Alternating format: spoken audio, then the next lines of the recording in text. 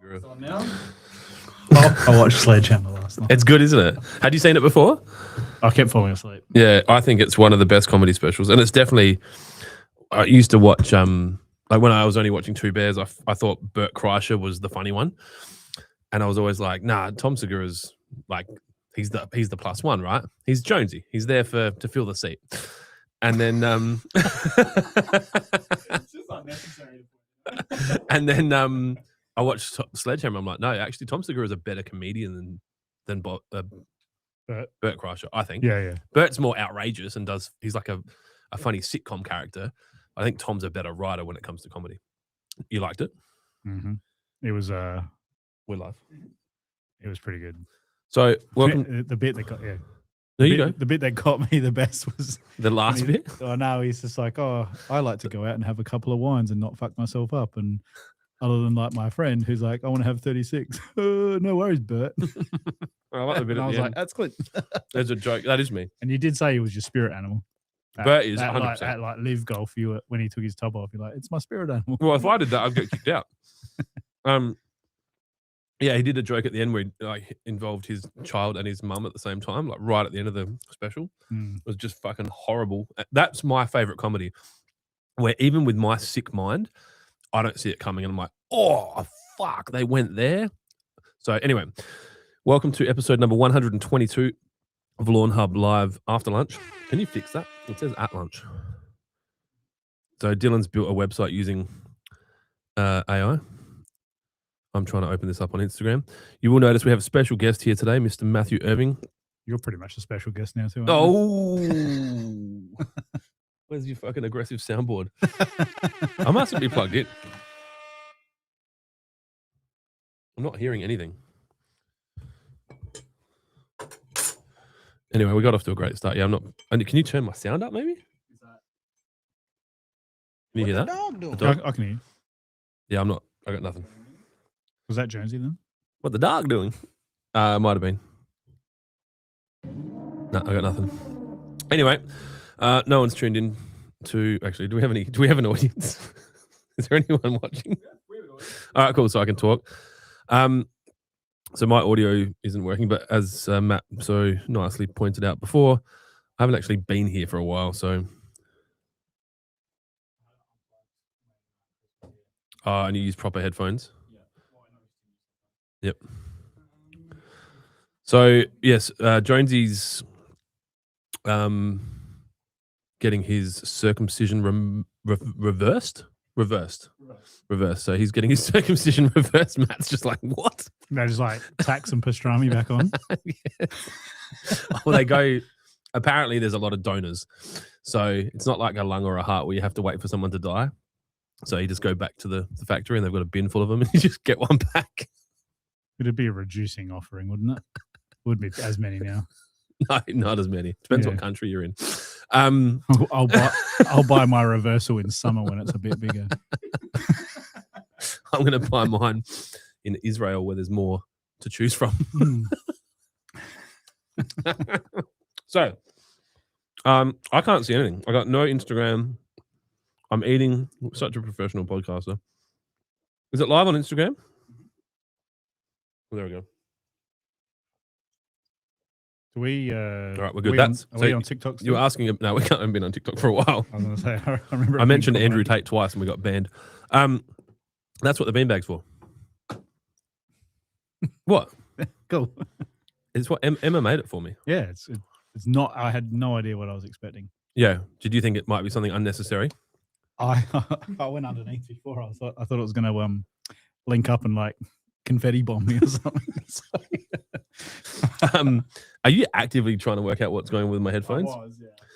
All right. Is it hard for you to hear me? I don't care about not hearing you. I can't hear the soundboard, so then I don't know what's going on. Yep. So I can hear you because of your voice. No, only because you got inner ears. Yeah, but maybe it's my headphones. Maybe it's Dylan. Where's all the stuff gone? Everything got moved because we subcontracted our studio out. When did we get a new one of these? Matt, can you tell me if this stops? 1 million. Still here? Gone. 1 million is the next one. So 10x. 8 years, 6 years from now, depending if we run at the same rate. But if we can do more, Was it different to that? Have you seen them? I think they're Oh, gold. Yeah, okay. So it's same size sort of thing. Cool. Yeah. But if you go on to Alibaba, you can get one. Yeah, I was going to say. So what are we thinking, Dylan? Check that. It's all in. Nice and connected. Yeah, it's connected. Where did the questions pop up? Do you understand what I'm saying? On the right hand side there. So there's no questions. So we're not missing anything. This is just a shit podcast. All right. So I guess have you got anything you want to talk about? No, I was just as whatever Dill was doing then. I was getting audio feedback that was our podcast today delayed. Yeah. The audio was coming back through from 5 minutes ago. He wasted it. Dylan's done one good thing since he's worked here, which is build this website. Since then, it's just I've just got the Instagram is just your head now. If anyone's tuning in expecting there to be a good podcast, I'm sorry. Yeah, the camera's right there. He just realised. What do you think? How hard would it be to hire someone to do this? In the world of AI, there's going to be more and more people. Do you think we in could that maybe space. just get rid of the person that does this and we could just run this podcast using AI? Well, if we were going any slower, we'd be going backwards, dude. I've got no audio. There's no audience. There's no questions. would like to know how you get AI to have someone like Dylan Fix the tracing cables. cables. It'll be a robot. That's the thing. I think the big thing that people aren't realizing with everyone's like, my job won't get replaced because they think that they're thinking about the hands, right? Yeah, that's loud. Fuck, that's loud. Can you hear it? Can you hear that? Can you? You No, should be able to hear that from here. Got the headphones. So what was that? You're a retard. No, it's a faulty cable. There's 2 is 1, 1 is none. Can you turn that down a bit? Dodgy cable. maybe. I've just gone. Is cable like your nickname? Mhm. Do you remember? Mhm. Do you understand what I'm saying? No. How's that volume? A little bit lower. That's what was coming through before. That's the audio soundboard. feedback. So you were Yeah. pressing it. Yeah. Oh, here, okay. A little bit lower. All right. So thanks to Still remember anyone that that day. actually came to listen to this podcast and is still here 8 minutes and 12 seconds later. My name is Clint Adams. I'm a part-time host of this podcast, and Matthew Irving is our guest today, filling the stolen front lounge chair from the Gawler Housing Trust home that is usually filled by Adam Jones. And so today we're hopefully going to answer some questions about anything that you want to hear answers to. It says connect restream in my thing. Are you fixing that?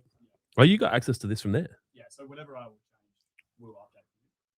If you want to head to restream, there are actually a couple of questions about showing. This is going great. This is the new, using the new studio. This is the new Restream studio. And you just click on the box. All right, here we go. We've got some questions. This is going to be great. Hawks 2015, G'day Legends. Did the Hawks just get beaten by Western Bulldogs 2 weeks ago? It was like a really close game, and then the Doggies came back and won. I reckon they did. Anyway, someone can correct me on that. Paul Hutchins, will NSFW kill pennywort that is trying to establish itself in my perennial rye lawn? Will it require multiple applications compared to other broadleaf weeds? Do you know the answer to that question, Matt? No, I'm pennywort. No. Also, so no to pennywort. Also, No, as in I don't know. you don't know. I don't know either. Can we look that up? But I will tell you, if you've got a rye and you use NSFW and you plan to overseed afterwards, you need to wait a decent period before you can. So just be careful if you are using NSFW on cool season seeded grasses. You can have some trouble with germination for 6 to 12 weeks afterwards. I think that's right. Yeah. Keep looking it up. Those are, yep. Pennywort, just ask AI. It's usually wrong. Nathan Scasebrook, can we ask basic business how-to questions? Fucking oath. That's probably our wheelhouse. We can answer questions about business, irrigation, roasted. No, what is it? Like smoked meats. Yeah, I'm good with that. That I'm would good be with- like he's not. Like we'll get some shit about it because they're like, what qualifies you? He has smoked the meat. He smokes the meat regularly. We can answer questions about. Now I know why I was invited. I'm done. You give me a raise, I'll give you one. Yeah. We can talk about basic business. Ford lasers. No. Mitsubishi Colts. Mitsubishi Colts. Fall driving, camping, glamping in his case, Caravans. boating, golf, fishing, Golf. flicking the Rod. rod, flicking the bean. I can cover that one. Golf down to like scratch/low singles. Anything below that, we're kind of both out of it. And a bit of fertilizer. So yeah, what do you got? Hawks 2015. Thanks for the reminder, Clint. We lost to the doggies. The only reason I know that is because my youngest son is a Bulldogs fan, and last night was not good for him because we have a Crows. His twin sister's a Crows fan. She's got no fucking idea what she's talking about, but she was more than happy to remind him this morning that they got smashed by 60 points last night. Big one. Yeah, I had money on the draw. All about that one, Dill.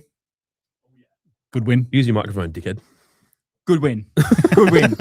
You're asking me questions and I'm troubleshooting. What's going on a in few the things. world? So. Oh, whoops. Yeah, so I had money on the draw. Didn't work out.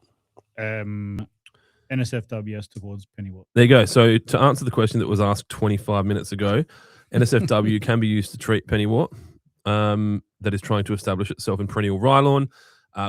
It may require multiple applications, but don't do that back to back. So you need to let it have its weeks.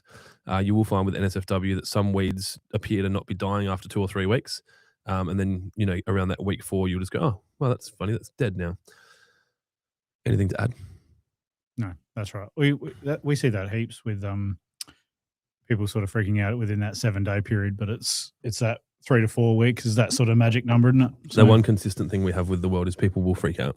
You applied it recently in our new store location, didn't you? And it turned it really, really quickly. Oh, that was a cocktail. That was like if Trump knew we had that, yeah, we would have been invaded, and he would have said, "You need to give us that back." Yeah, it was a combination of lots of stuff. Yeah, so cool.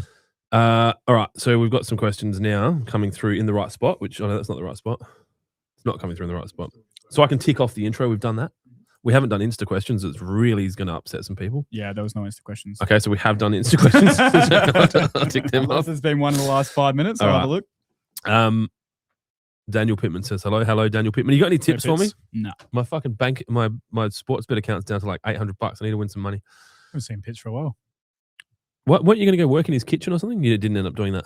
Remember you went up to Gawler and you're like, I've got to kill some time. I'm like, just call Pittman. You can sit in his kitchen and work. He wouldn't care. Yeah, I had a meeting and it was a half an hour gap. He's like, go to Pittman's house. He's got Wi-Fi. I said he would genuinely, He's got Wi-Fi, yeah. He would genuinely welcome you with probably like a little mini Stein with 6 ice cubes and a Jamo and Coke or similar, and be like, make yourself at home, man. I'm just going to go work in the shed. And you would have been fine in like half an hour gone by. You would have had your second one. You would have been primed for your meeting and it would have been all good. I guarantee at the drop of a fucking hat, he'd be like, yep, good to go. When are you going to be here, mate? I'll move the car. You can have the driveway. That's the kind of guy he is. So I feel like I'd wake up the next day and I'm like, I'm striping his lawn up and the gates are closed. I can't leave. I live here now. I can't leave. You mean you don't want to leave? Yeah. He lives a very nice life. He's got the you could stay inside that space, and it's just, I think he was drinking Jamo and lime maybe. Anyway, cool. Mark J 23AU, not a question. Team at WaterPro are legends. Learning irrigation, watching your videos, and ordered some stuff to play with. Team are very patient with the design and back and forth emails. That's what we love. Interesting that you say that. The back and forth emails is probably one of the most time-consuming processes that they have, and it's just the reality of selling something that's technical via email. But well, we're trying to ascertain what they want, don't we? So everyone's desires and needs for their lawns and yards are heaps different. So, and I think there's no one size fits all approach. We cop a little bit of shit from time to time in the comments, like, it's not a free design if you fucking have to buy the stuff. And it's like, well, it is, but whatever. But the reality is there's so much time goes into it that, like, we have to be somewhat restrictive and go, well, we're not going to give the design away because otherwise, we just had that conversation there, right? In the space of, I guess, open space or yards, that is a free design if you buy the gear, because in our landscaping, all of our landscapers, as you know, the people pay for the design before they've had the landscape built. Yeah, because they don't have to then use the landscaper. That's right. You make your choice. But we also do paid irrigation design. We sell it to them, and then if they go ahead with the gear, they get the money back. So that's fine. Right. So Paul Hutchins following up on the NSFW. So reapply after 3 to 4 weeks if it's still kicking. I think on label it would say no. You need to wait 6 weeks. And if Jonesy was here, he'd be like, follow the label. He also says up Crom. That's Jonesy. He's on the chat. Jonesy's on. Up. He's on the chat. His birthday yesterday.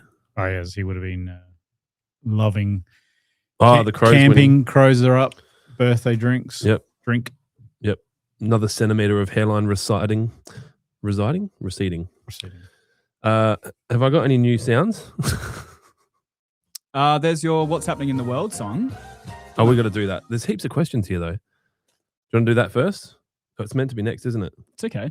We didn't have Instagram questions, so you can just keep ticking away. It's also my podcast. A what segment? Is it another segment? We got segments, mate. We have upgraded. You don't We have obviously leveled watch up. the podcast. You haven't watched the podcast ever, have you? It's during work hours, mate. Well, fucking Mudge has no problems. He's sitting here. And I'll say what Mudge would say. He's like, I'm still working. He can walk and chew gum at the same time. So, fucking hell. All right. Finish the questions. I also spend a lot of hours with you and Jonesy. Yeah, you don't day need to in, hear day it. out. Yep. Watching you guys on my computer screen is the last thing I'm looking at doing. Fair. Skazer says hi. Pittman says hi. Crazy. Hawks 2015 said, Clint, how was your wellness retreat? Interestingly, one of the other attendees of the wellness retreat is sitting right here with me. So I'll let him tell you about his journey first, and then I'll tell you about my, what do you call it? Abridged version. It was abridged for you, wasn't it? It was a little bit abridged, as in I got there after you and left before you. That's right. So it was good. We flew to Thailand and did a 10-day water fast. Would you call it a water fast? I tell people it's a water fast because that's what makes sense to most people. Yeah, it's probably a modified water fast. But we're only allowed to drink water and a broth at night time. I would say that you could argue that coconut water is water. You could argue that bone broth is a water. Yeah, you were definitely not eating for 10 days. So I did 9 days of nothing but water and broth. Coffee's water. I only had the broth on the first 2 nights, and then you just stopped having it. Yeah, I didn't. I was interested. Honestly, I think for me, I need to have a different one. Yeah. Like, as in go to a different fast, and they're like, oh yeah, no, we don't believe in bone broth. We have, I don't know, sausage soup. And you just like we just change the temperature of the water. Yeah, and it's just like it's tepid. It's like tepid sausage soup. Oh god. But yes, I did 9 days of fasting. I actually did 7 days of juice fasting before it, then went into a 9-day water fast, and then refed on the last day. So you didn't. So from what I remember, you ate for a day inside 17 or 16. Yeah, I ate fruit on the plane on the way over. Yeah, those fruit platters were fucking mental. They were good, and I ate every single bit of fruit because I hadn't eaten for a week. So, so I had the fruit. And we had the salad when we get there. So you go into your nice hotel room, they give you a nice fresh vegan raw salad. That salad was better the first year, I reckon. I think I've got a problem where I've had it before, so I'm like, like it wasn't exciting. Well, this is my 3rd year, and I was like, I only ate half of it. So got through that, and then I think we lost. I lost probably inside that 2 weeks was probably 10, 12 kilos. It's fucking crazy, eh? And then in my what would you call it? Return? My return flight, not making my best choices, decided that having a prawn dumpling broth at the Singapore airport. I don't think that was a bad choice. I mean, if you're going to buy... It's also my 3rd time I've done it. If you're going to buy prawns at an airport, Singapore airport's the one to do it at. Yeah. Like, I wouldn't necessarily buy them at an Indonesian or a Thai airport. No. Oh, and it was fucking one of the busiest airports in the world. Yeah, and it was a well-rated restaurant and whatever. But yeah, so my mate was on the plane next to me was like, "Oh, it's pretty cold in here," and I was like wiping beef sweat off. I was like, "Oh, is it? This could be a problem." When did you get sick? Pretty much as I walk through the door of my room, my house. Okay, so you weren't sick on the plane, which is nice. Nah, I just slept the whole time. I didn't feel amazing, but I just put it down to fatigue and late flight, refeeding. Yeah, all that sort of stuff. And then out cold, no good. Really, really crook. Ended up on a drip in the emergency room for 24 hours the next day. So, yeah, got the rundown. Yeah, he got the runs down. I mean the rundown. And then lost another 5 kilo overnight. So nice. So, but obviously find it back. But Yeah, what have you put back on from the 15 kilos that you lost? 10. Yeah, I'm about the same. So I'm probably still 5 or 6 down of when I went into it, roughly. So I ordered a juice fast for when I got back, and the room temperature one. I found the juice at Dry Creek 3 days after it was delivered, sitting on one of the desks in the. I haven't spoken to anyone about that yet, but They had a bit of a colony. And I think they'd formed those juices had formed government inside themselves. those juices they'd actually reformed the original fruits that they were, I think. So yeah, I was going to do a juice fast when I got back, and I was planning to do a juice fast every week. I've got to order one. I just haven't got to it. Yeah. Because I find that's the easiest way for me to not eat food for 3 days is just to make sure if I've got the juices there, that's just like juice every time I'm hungry. And I'm sure I'll get bored with it, but I've probably put back on about. I reckon I got down to 114 when I was there, and I'm about 118.9 at the moment. So you're lighter than when you went in? I was 125 when I started and 119 now, so I'm still lighter. But I've also just had a week. There's mindset shifts as well. I've just had a week. I just try not to eat unless I'm hungry. But, yeah. It's and properly hungry, not bored hungry, and identifying which is which. Are you going to go next year? No. No, I'm not from I wouldn't recommend it to anyone else. I don't know. You tell me what your thoughts are, but I think I'd recommend it to heaps of people. Yeah, I think that everyone should try and do it. I think that one of the benefits of doing it for 9 days is to really show you what's possible with your body. I think there's a lot of people don't understand, and I'm assuming there's another 20 examples of what's possible with your body, like start running or do gymnastics or like learn to hold your breath underwater or like all these things that also get comfortable being uncomfortable. Yeah, and Wim Hof, right? Like right. Get in the cold. I think that there's so many things that our bodies can do that we don't think they can do because A, our parents told us that it wasn't safe and that you can't. B, society told you that you shouldn't do it, like the fucking food pyramid. And then 3, we just have this like, safe fight or flight kind of thing that's ingrained into us where you're like, I don't want to feel cold and scared and stressed and that I can't breathe and that I'm tired. Like, that's not comfortable. But it was cool. We were sitting if you remember rightly, we were sitting there talking with our friends that were there, and we were talking lawn, and we talked about food most of the time. That was a lot.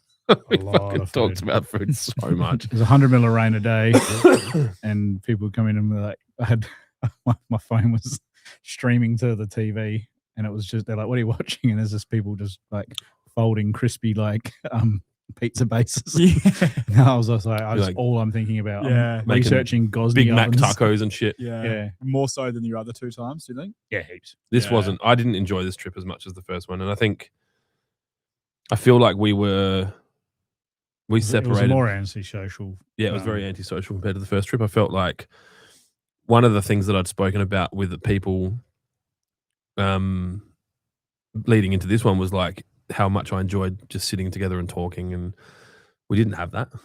You leave your family for a period of time and you go into an uncomfortable position, and then you don't talk to anyone else. There's a lot of isolation and inwards thinking, which is not always a good thing. Well, and for my personality, like when I feel down and out, I need humans. Like I need humans. I need solo time so that I can just catch up on stuff. But that's really just so I can work. So your group last time, it was a massive impact on your. Well, we were still together. Like me and Matt were. But we would sit. The weather was. Do you mean more other people that like people that maybe you didn't know? That it wasn't that kind of thing. Not as much that. I think it was just like the weather probably played a little bit of it as well. We were on different schedules as well. And to be honest, me and Matt were on a different schedule. When he's in doing certain things, I would be back in my room, and then I'd come out to see him, and we're all off. So Matt might have actually spent more time with Ryan than I spent with Matt, but then Ryan's business partner was there, so they were working. So I probably should have gotten on his time zone, and Ryan and Matt should have stayed together, and then you and I could have talked more, and then we would have. Yeah, you, me, Ben. Yeah, yeah. But that said, we would have probably like last year we were up sitting there enjoying our company, just like sitting by the pool, chilling out at night. It was good to just have conversations, but I think everyone felt I worked a lot. more this fatigued. year Well, he than- worked heaps. I worked more than I did last year, but not as much as him. But I think like the colonics were weirder for me. I felt like there was something. It's a weird sentence today to say, but I felt like there was something in the water. Like I didn't drink as much water while I was there. I was dehydrated heavily. Like I wasn't eating or drinking. And then like year one, the first time I went, I drank like 3 or 4 liters. I was smashing water, but I just didn't feel like drinking. Yeah. And then I had some really uncomfortable colonics, which I know that sounds like aren't all colonics uncomfortable. Like no, like sometimes you can have a good colonic and you just fucking clear shit out and you don't have the hose in the wrong. Feel energized and keep Yeah, going. but it just felt, I don't know. So I left. So to answer the question, I got there on Matt's day 2. So he was going to do 9 and I was going to do 7. He did 9. I did 5.5 or 5 for the sake of transparency and honesty. I juiced leading into it. So I did 3 days. He did 7. And then I ate on the plane and had like lots of fruit. And then, yeah, day 4 or day 3, I said to Matt, I don't want to be here anymore. And then Ben was a bit the same. And then Matt was like, no, look, it's just, that's normal, right? Like, this is how you feel. You're fucking not eating. You need to keep going. Yeah. Oh, he said he was so grateful for the fact that he stayed and kept going. And Yeah. And I'm sure I would have been, but I missed my family heaps more this year. And I'm getting. You lived and owned by what your choice was. And I was also I had open spaces on my mind because we had the event when we got back and I was worried about that. Yeah. And I had so much I wanted to do, which I still do. I feel like I haven't been at work for a month. Like from that into Melbourne, that into open spaces into Melbourne, I haven't been at work for a month. Mm-hmm. And I'm like trying to launch the USA. Like obviously we just opened another store, so that's kind of under control. But all of these tasks that were sitting there are still there. And they're not like responding to an email. It's like launching a fucking new business in a new country. Like it's not just like, we can do that tomorrow morning. Like it's just this stack of work. So, but I really miss my family, which I think it's probably a really good sign that I feel like I love my family more now than I did last year. Right? Like I just wanted to be around them. I don't want to be away from them. Clip that. Clip it. Well, that's probably an ebb and flow, right? Like, but, otherwise you couldn't just take that. It was like, well, I don't want to commit to that. It'll just rewind. But yeah, I just wanted to be home, and I've really established a lot of pretty strong rules around how I manage my life. And it was funny because Matt even said, so Matt was one of the other people that was with us, other Matt. What were we calling him? Did he have a different name when he was there? Matt 2. Matt 2. He was Matt 2, wasn't he? Matt P. Yeah. And he was like, you don't do stuff that you don't want to do in life anymore, do you? I'm like, no. And he's like, as in literally, if you don't want to do it, you just don't do it. I'm like, no, I don't. Like, I'll just leave. And he's like, yeah, that's a problem. Like, you should do this. Like, you don't want to let yourself get away with that too much. And I was like, yeah, I guess. And then the internal conflict of you also saying, I also don't want to have to answer this. Yeah, I'll question, say, I don't want to talk to you anymore. So I'm going to bed. But I just felt like, I just wanted to go. I'm glad I went. I have no regrets about leaving, but I just need to make sure that I do a more moderated version of that for life now, rather than like just go there for 5 days, come home. Like it has to be more stable. So I don't know if I haven't told you, but I bought a parasite cleanse while I was there. That lady from, where were they from? Perth. Husband and wife were there. They came in on like day 3, day 4. Yeah. So she had this parasite cleanse that she bought from 1M Run or 1 Run M or somewhere from the US, which has got ivermectin and we're about to lose fucking all the things. And something else in it, fembrazine or some shit. Uh-oh. Do you know what it is? I know what ivermectin is. Yeah, it's not very much. And yeah, it's this parasite cleanse. So I bought that. So my plan's to do that for 30 days, and then obviously, is it in like a proper, it's just capsules, human one? I think so. Not a horse tranquilizer. No. It doesn't come in a fucking foam syringe. I have a feeling that the volume of that one that I mentioned before is so small that it's able to be purchased. Yeah. Okay. So it's an ingredient, not the ingredient. Yeah. So cool. And then I'll just juice maybe once a week. Coffee has come back full swing. I'm doing 3 a day now, and I was doing 2 a day before I left. You're compensating for those days. Yeah. In my head, I'm saying coffee's got protein. The milk does. I've had a protein shake. Yeah. Are you back on coffee now? Yeah, Ryan be- stopped drinking. that'd be my fourth last double year. shot. Hasn't gone back. Yeah. That's my fourth double shot today. Yeah, that's my third. Holy shit. Whoa. Bro, you have a problem. We didn't have a sit down. It's Friday, bro. It's Yeah, Friday. It's Friday. That's true. Could be worse. Could be meth. That's Could true. be, man. Could be, man. But yeah, I would say for anyone interested, well worth doing. The place is Amity. Amity Wellness in Thailand. It's tagged in Okay. like 20 of my posts on my Instagram. Yeah. So You can do it in Australia as well. $1,000 a day. But it's $1,000 or more a day to do it. So and it's in Melbourne. Yeah. We've probably got some Victorian visitors, but if you're gonna feel hungry and depressed, you don't want to be in that state. yeah, it's going to compound your depression by Yeah. being in Melbourne. So Yeah. Thailand, When's their weather, next election? albeit like rainy, is far nicer. When's So, their next state election? I don't know. Because I saw old mate Jess, our friend Jess from the Liberal Party, has actually overtaken Jacinta as preferred PM in the polls. PM, sorry. What are they called? Premier. Fuck yeah. November 26th this year. Because I'm like, That's cool. well, if the Liberal win that next election, I'm going to open a business in Victoria. And if Labor win that next election, I'm not going to open a business in Victoria. Now, that has to be pretty fucking telling. And I'm one person. Like, you imagine how much uncertainty there is over there, except for the people that are getting gifted the work from the state government. Yeah. That's all I'm saying. All right. The Jake and Bob. How long after overseeding my Kaikuya lawn with Lawnhub rye seed can I apply NSFW for weed control? Lover seeded. I overseeded. That's all one word. Lover seeded. 2 weeks ago. The Kaikuya was about 2 years old and I'm in Melbourne. I wouldn't do anything on that until that rye is very well established. And I'm talking like right now, months. Yeah. NSFW could wipe it out. You would have. Did you apply NSF towards your front yard? I've never ever put a selective herbicide on my front lawn intentionally. Mm-hmm.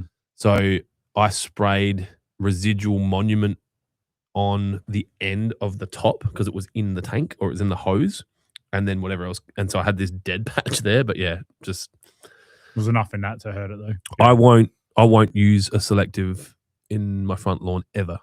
Yeah. So You were pulling too, weren't you? I did, and then it got out of control. So I glyphosate the whole area with a paintbrush now for any weed that's happening. So it looks a bit like a leopard at the moment. So, and then I've asked your dad actually to scrape all the dead thatch out. Oh, yeah. Yep. And then I'll just oversow oversow it. it. Yeah. So the question was, How long after overseeding Kaikuya lawn with Lawnhub? and your answer was months. I would say like now months, in spring 6 weeks, 8 weeks. Like you want to make sure that your ryegrass is well established. We're just going to establish in these months. It will. I don't know. But it's Mate, I've seen my rye or my fescue. you're going to get a level It's of an hurt. adolescent plant for so long. I think you're still going to get a level of hurt regardless. Yep. I would try not to if you can. And either paint a glyphosate blend or hand pull if you can. I just think it's too. I mean, it's going to be interesting enough having Kaikuya and rye together. We haven't said what we're attacking there. No. No. So yeah, if you can tell us what plant you're trying Well, to yeah, manage. 'cause I'm just thinking if it's like clover all through it, then you're not going to really hand pull that out. Hawks 2015, ditch the witch.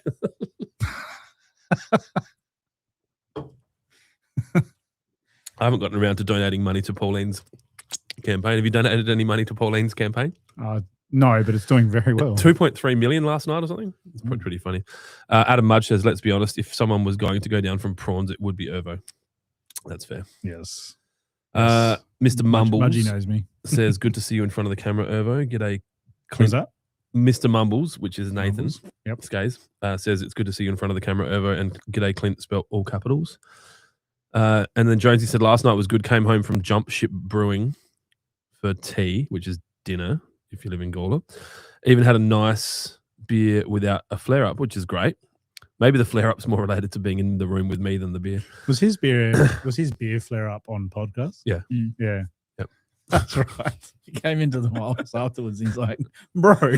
And I was like, you remember the chick that like had the blueberry chick out of Willy Wonka? Oh, fuck, I was not sure where that was going.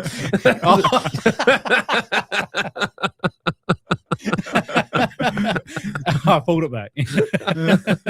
Hold on, man. Hold on. And then he said, yeah, watch the Crows assert dominance. When Dawson kicked his third, I may have yelled daddy. I'm sure the caravan park had questions. Jesus. Yes, they would have. Nice. And they would have looked at your number plate and just gone, oh, that's right. What else we got? Vemjum, High All, Ditch the Witch. Mudge said it's over 3 million now. So she's That's had, awesome. excuse me, $3 million donated to run a marketing campaign of signs saying fire the liar. That's what the money's being used for. It's fucking hilarious, man. Like, yeah. So good.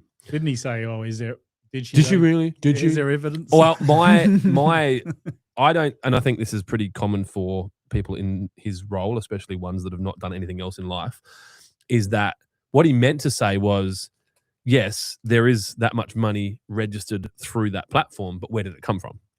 Like, did Gina Reinhart just give her $3 million and say the first 1.5 million will be like spatially donated at random from random names, and then society will catch on and run with it? Yeah, yeah. That's kind of what I think he was getting at. Did she really? Like, what? Are you fucking retarded? Like, is that where all our NDIS money's going, to Albo? Yeah. Like, fuck, that makes me, like, reminds me, while we were away, we were telling families that we get money for Connor from the NDIS and we spend it on Jack. And people are just And like legitimately, like, people, not laughing at the back of it. Yeah, because Connor, like, they were like, oh, this is Connor, our youngest son. And he's like, oh, just being a fucking idiot that he is. Yeah. And then they're like, oh, because they know Jack. And I'm like, yeah, that's Connor. Actually, it's funny. We get money from the NDIS for him and we spend it on Jack. So that's why he's doing so well at sport. They're just like, no, you saying we were saying that. That's you. Celeste said it. Oh, really? Celeste came back to me. So Celeste was, where was she? On the way on at some event after we were in Melbourne.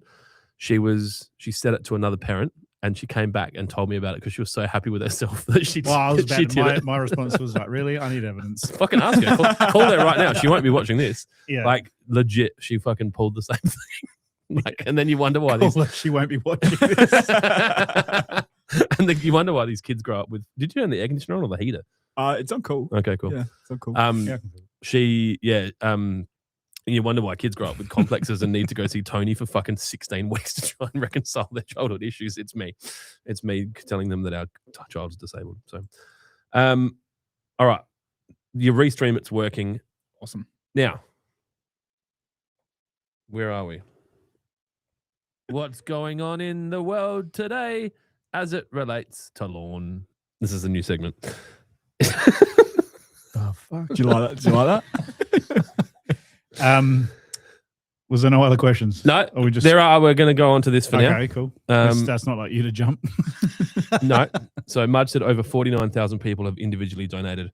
Again, what I think Albo would argue is, are they real people? Did they really? Well, she posted an audit. They had an independent audit done on the charity thing. So probably. Mm-hmm. Yeah. Anyway. I think that is. I agree. I think it's legit. I think that people are sick of that fucking retard. And I'm not allowed to say that, am I? Can't they just arrest you for that? Oh, that's England. All right. So,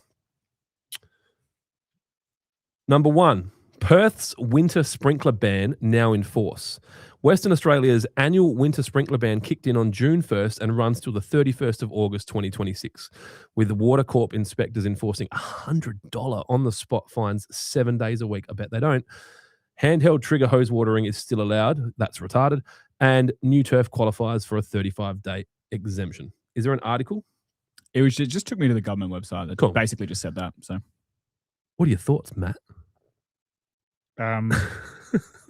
Trigger hoses is that's stupid, man. Like, absolutely retarded. It's just like, I thought we learn't from this shit back in 17?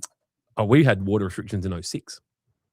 Oh, it was 06, 07 level 3 water restrictions, and high efficiency irrigation systems aren't allowed, but you can go out there as many times as you want and dump a 10-litre bucket on your lawn.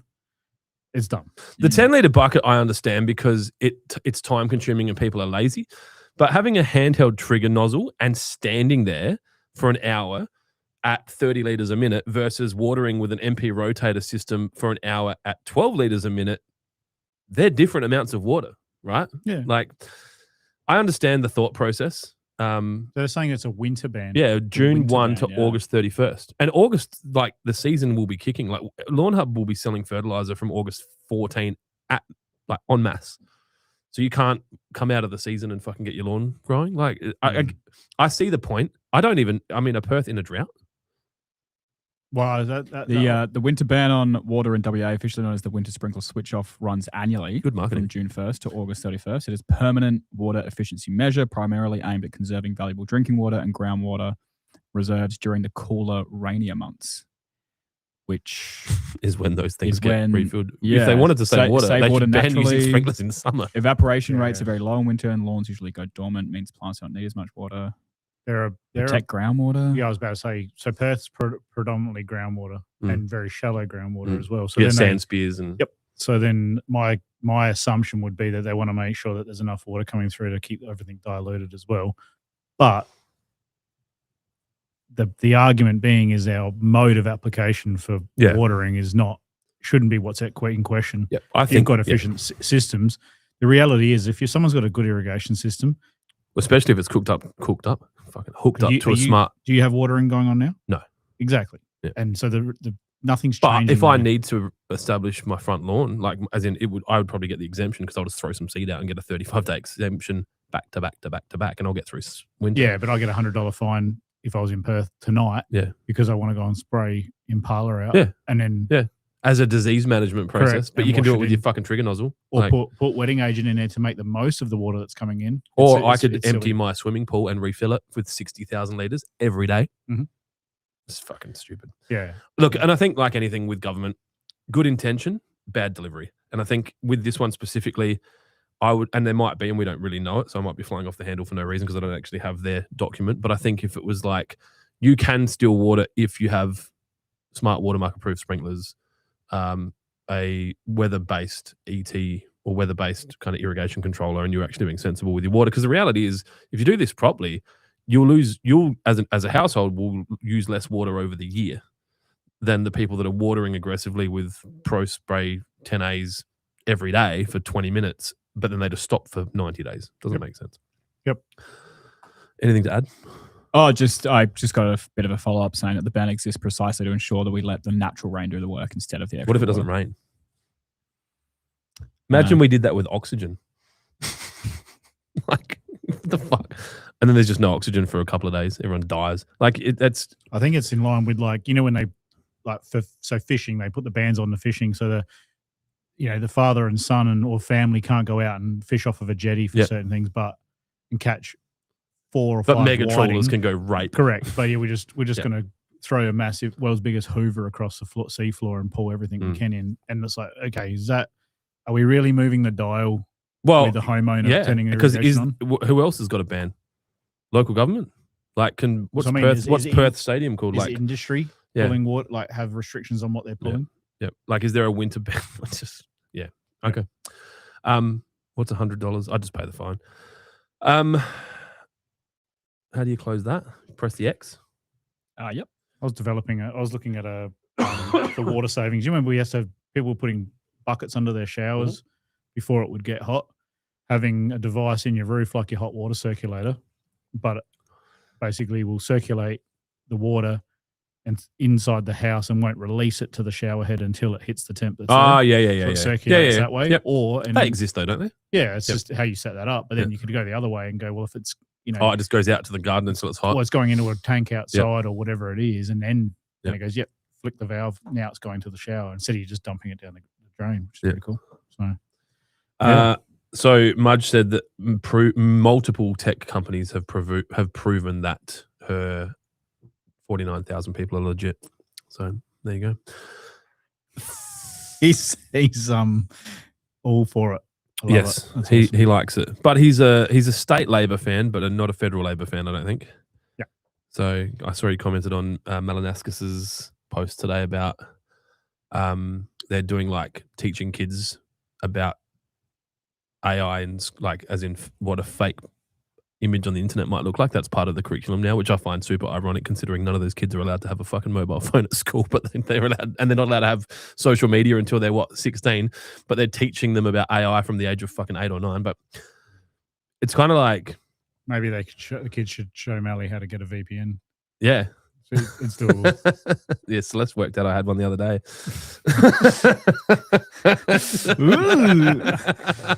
We were looking at booking some accommodation in America and the website wasn't working.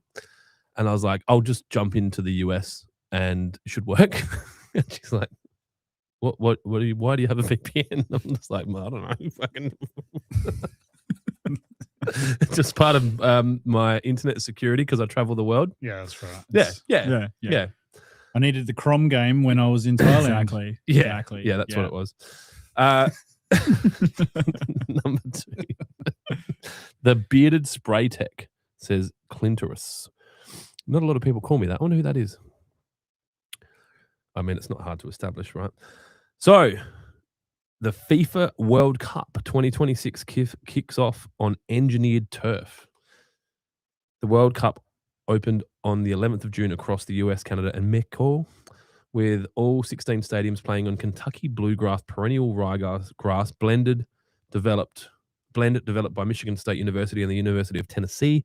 Indoor venues like Dallas Stadium are using purple grow lights to keep the grass alive. Cool. I watched a few videos. I got nothing.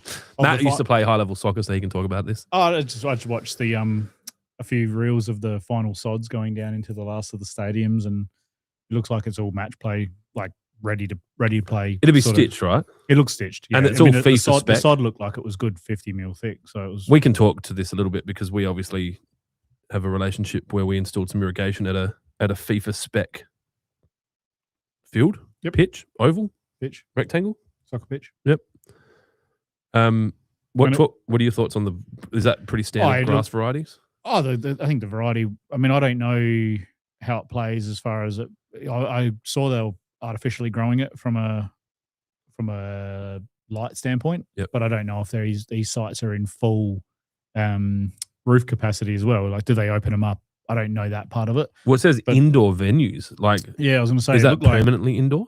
Yeah, like you know how we got them where they open and close, or whatever. But it looked. I saw the grow lights going through irrigation systems on them. It looked like they had like sub air systems as well below the turf to be able to blow hot air in. Yep. And suck moisture out if they needed to. Most of these places should be pretty warm, right? Well, aren't we playing games in Canada? Yeah. So not necessarily. But if it's the south, this time of year, I guess the south of Canada is going to be cold, isn't it? Yeah. I guess I'd be. I'm Kentucky blue though. So excluding the turf side of things, I'm really curious to see how the World Cup goes in the US.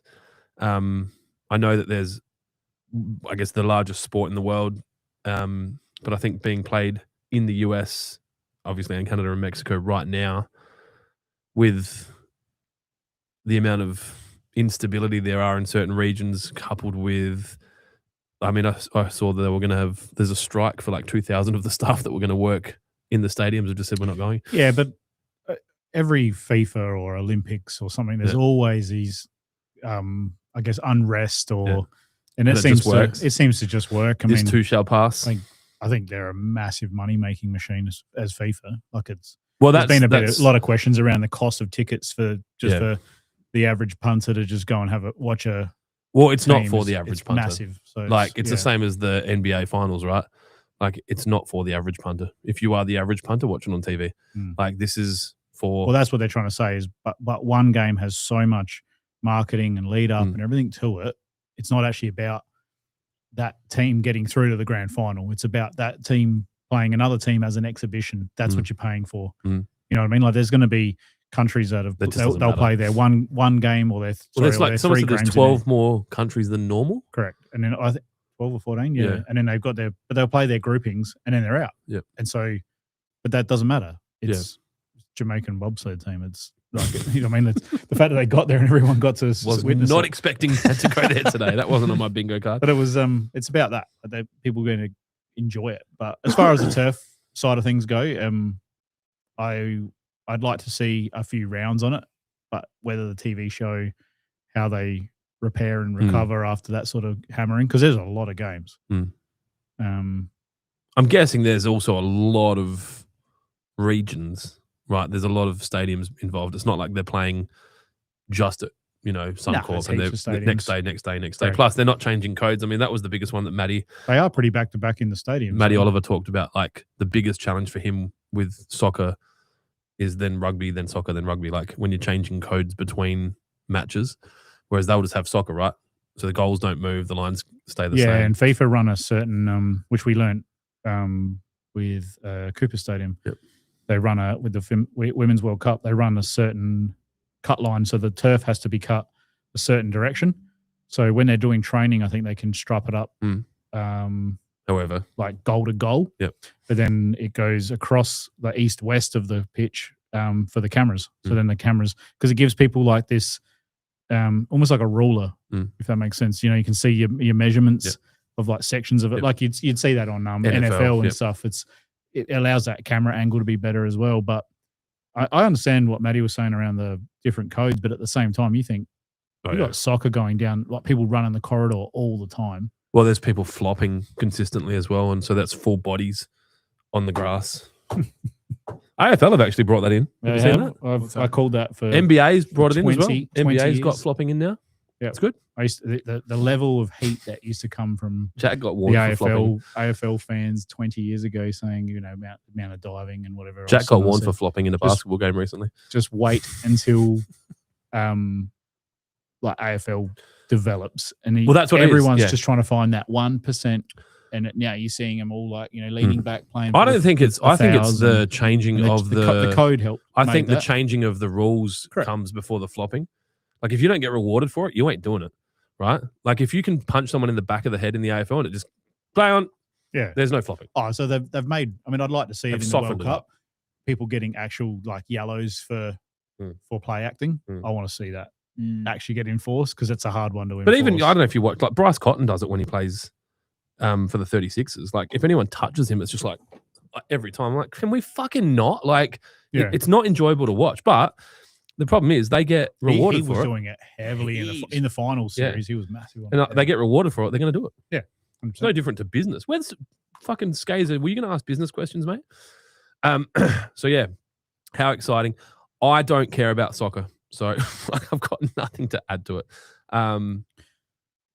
You going to watch any games? No. I do not give a fuck. Less than AFL. I just don't give a fuck. Like, it doesn't. It's Socceroos is Sunday. Don't give Sunday a fuck. Arvo. You know what fucks me off the most about it is the fucking people that live in Australia that are born here, second, third generation Italians or fucking Greeks, that are like, yeah, go Australia, and then Australia. No, fucking Italy, mate. Like, we go for Italy. Like, what the fuck, dude? Your dad's dad was born here, and you fucking go for Italy, you fucking retard. Australia are out. We're done. Like, or you go for Italy. I remember when I used to work at Newton's, it was all, I mean, this is back 20 years ago when Australia were lucky to get into they got knocked out straight away. And then it was just all, it's Italy, man. I'm like, do you speak Italian at all? And then they've got their fucking 6 catchphrases, most which include fuck you and fuck off. I'm like, I don't know. I can't get behind this. But you can still watch the games, but I get what I just you're saying. don't care. I don't how many hours does the game go for? If Australia lose, 90-minute games. Yeah. I can't dedicate 90 minutes to that, man.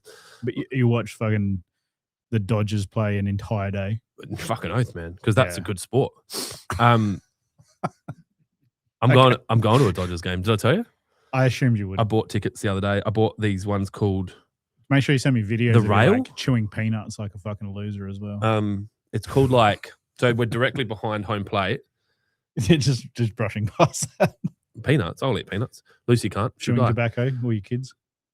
I don't think they do that. They don't do that now. They chew sunflower seeds. They had to like. They did.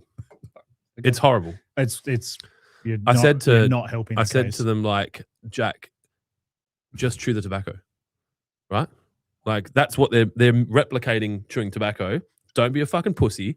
get some tobacco, and chew the tobacco because they're just chewing the seeds. Like, Yeah. when did you start chewing seeds?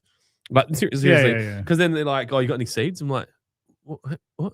The kids don't know about seeds. You've just And you know what introduced will them to happen? There'll seeds." be baseball branded, Yeah. like these are the best seeds. Big chew, yeah. That's Like, right. I like the Chili Mojo ones. Big reds, Sick. big red sunflower seeds.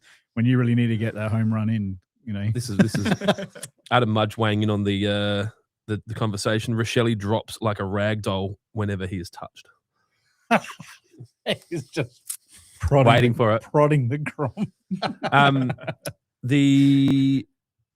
Jack got warned for flopping in a basketball game, I think, before we went to Melbourne. Fuck, you should see the difference. Melbourne kids basketball is the roughest. It's fucking so different. Like, Jack usually gets fouled out most games here. Yep. Over there, no fouls. Like, it's just, you could literally, it's like watching the He's NBA. like, he's fatigued because he's like, He I was didn't get put He to was the bench. fucked, man. Like, he played his heart out, but they lost. They played 5 games Was it for him or for Connor? for him. Okay. Connor's playing. He was just coach. That's right. Connor's not old enough. No, but he went in as assistant Coach. He did really Yeah. good, actually. Yeah. But Jack played 5 games, won 4, lost 1 by 2 points. Yep. You needed to win all 5 basically to go through to the pool. The team that they lost by 2 points to, which they should have beat, won the grand final by 40 points or 20 points or something. So anyway, it's hard. Those, like, traveling for basketball when you're in a Div 4-5 kind of level, the umpires are Div fucking 10-11, just fucking, and you kind of like, so it's not reffed well because you're not a good player. So and I just kept saying it, Jack, you want good refs, become a better player because the top refs are reffing the top games. So yeah, but it was all good. He had some Well, fun. enjoy the game. It'll you haven't done one, have you? This is his second or third. No, it was in overseas when you're doing. No, the baseball will be his first trip overseas. And then you do beers, Oscar Mayer wieners. Oh, you mean I thought you were talking about Jack's baseball. Yeah, so we'll go to the Dodgers game. Yeah. We bought tickets. This won't surprise you. I bought tickets that are in like this hybrid corporate. So they bring unlimited soft drinks and water. And then you can go to a certain section and buy food that no one else can go into. And you get it like a VIP entrance, but it's not alcohol and stuff. But it's on a rail. So it's called like drink rail. So it's like ticket number 25DR. And so there's a whole group of seats, and then behind the seats is like this raised table and you sit on those chairs. So I thought that was kind of cool, like behind home plate. So we're about 20 rows back, 25 rows back behind home plate. So you're going this in LA? Yeah, cool. Dodgers Mariners. Nice. So it should be good. Hopefully Shohei pitches. That'll be cool to see, but also whatever. Nice. We'll probably watch, I don't know, 20 games of baseball while we're in America. Like, Jack will probably play in 8 or 10, and then we'll go watch a AAA game in Nashville. Might pick up something in Texas. Cool. Yeah. So that was about the World Cup. There's another one. What do we got here? Lawn Queen smashes Guinness mowing record, US. Turf influencer Hallie Ryman, Lawn Queen, set a new Guinness record by mowing a football field sized area in 14 minutes, 51.06 seconds on a Railco ride on at Louisville Waterfront Park. I don't know where to start here, man. What smashes Guinness? Oh, Guinness record. Yeah. I could smash I was a Guinness. trying to how many Guinnesses does she do? Yeah, that's 14 minutes. this lawn queen smashing guineas. Yeah. 14. I feel like we could beat that, and I haven't even looked at it. I lost interest when you said ride on. I expected it like running with like an Alco or something. That'd have been like a big walk behind. Yeah. Oh, well. Yeah, I need to see that. I think I could beat it. I think there's a video on that link if you click it. Excuse me. How do you open the link? Right click. Mm-hmm. Oh yeah, 14 minutes. Is it like a Like a Toro. souped up mower? Doesn't look like it. Doesn't What's look the like goal? it. To be the fastest time to mow a football field. 14 minutes and 51 seconds. It doesn't seem. It seems like, and I'm a fuckhead for saying this, but I think there's some world records out there that anyone could do, and you just have to think of it. Right, like fastest time to do a Lawnhub podcast. Okay, I won. Yeah. She's moving. I think there'd be a lot of people that could beat that. Like everyone that works on a golf course. Just take the governor off the motor. She's fucking moving, dude. Good on her, but why? good. Look, it's good for everyone. Guinness records. People are talking about it. We're talking about it. It's good for Lawn. It's good for her. Does she want to be sponsored by Lawnhub? Like, and I probably shouldn't be so critical of it, but yeah, I don't know. 14 minutes. Okay, is that her? It's one of her clients, or where else better to test a lawnmower's record-breaking engine?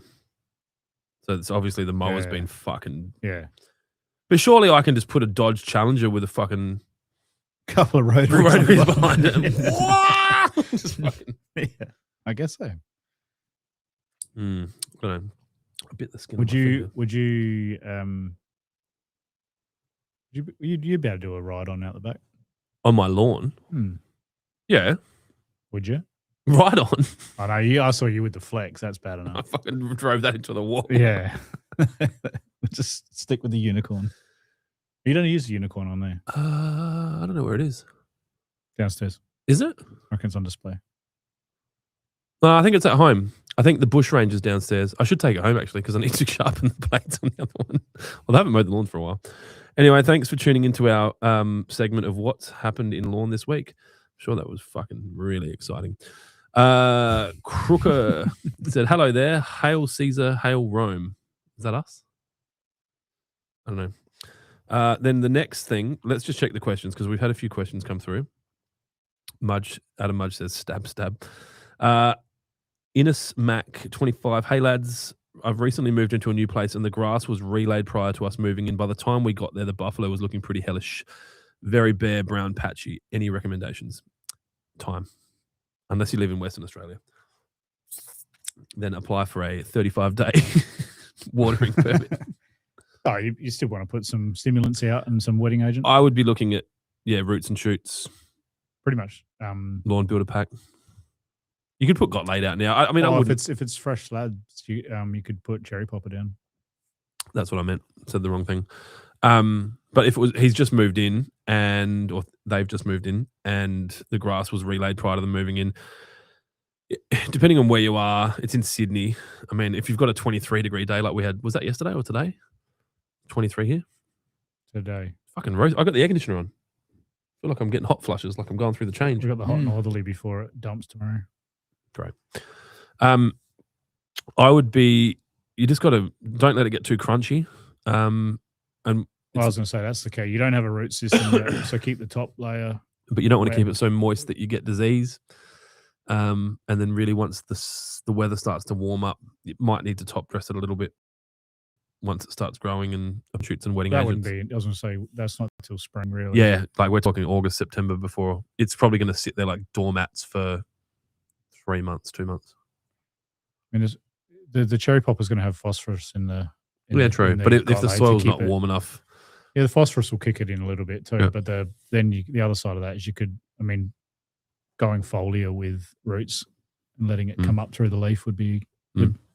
You're not going to get mental if there's results. Something coming out of the... Yeah. If it's literally a fresh cut and there's no roots, it's going to struggle. Excuse me. So try and keep it healthy. It was laid in October. Grass was laid in approximate October. Fucking hell. So that's the whole summer season. So it was relayed prior to you moving in. So have you done nothing with it between October and now, or did you not move in till now and they did nothing with it between October and now? Based on that, that's... you might be getting new turf. Does it die? Buffalo? Well, if it's gone, yeah. 100%. Because if it was Kikuyu, you just fucking piss on it. From October to now. Yeah, I know that. But like Kikuyu, you piss on it. It's like a fucking nuclear cockroach thing. Just comes back. Yeah. Not as much. No. As in buff won't come back.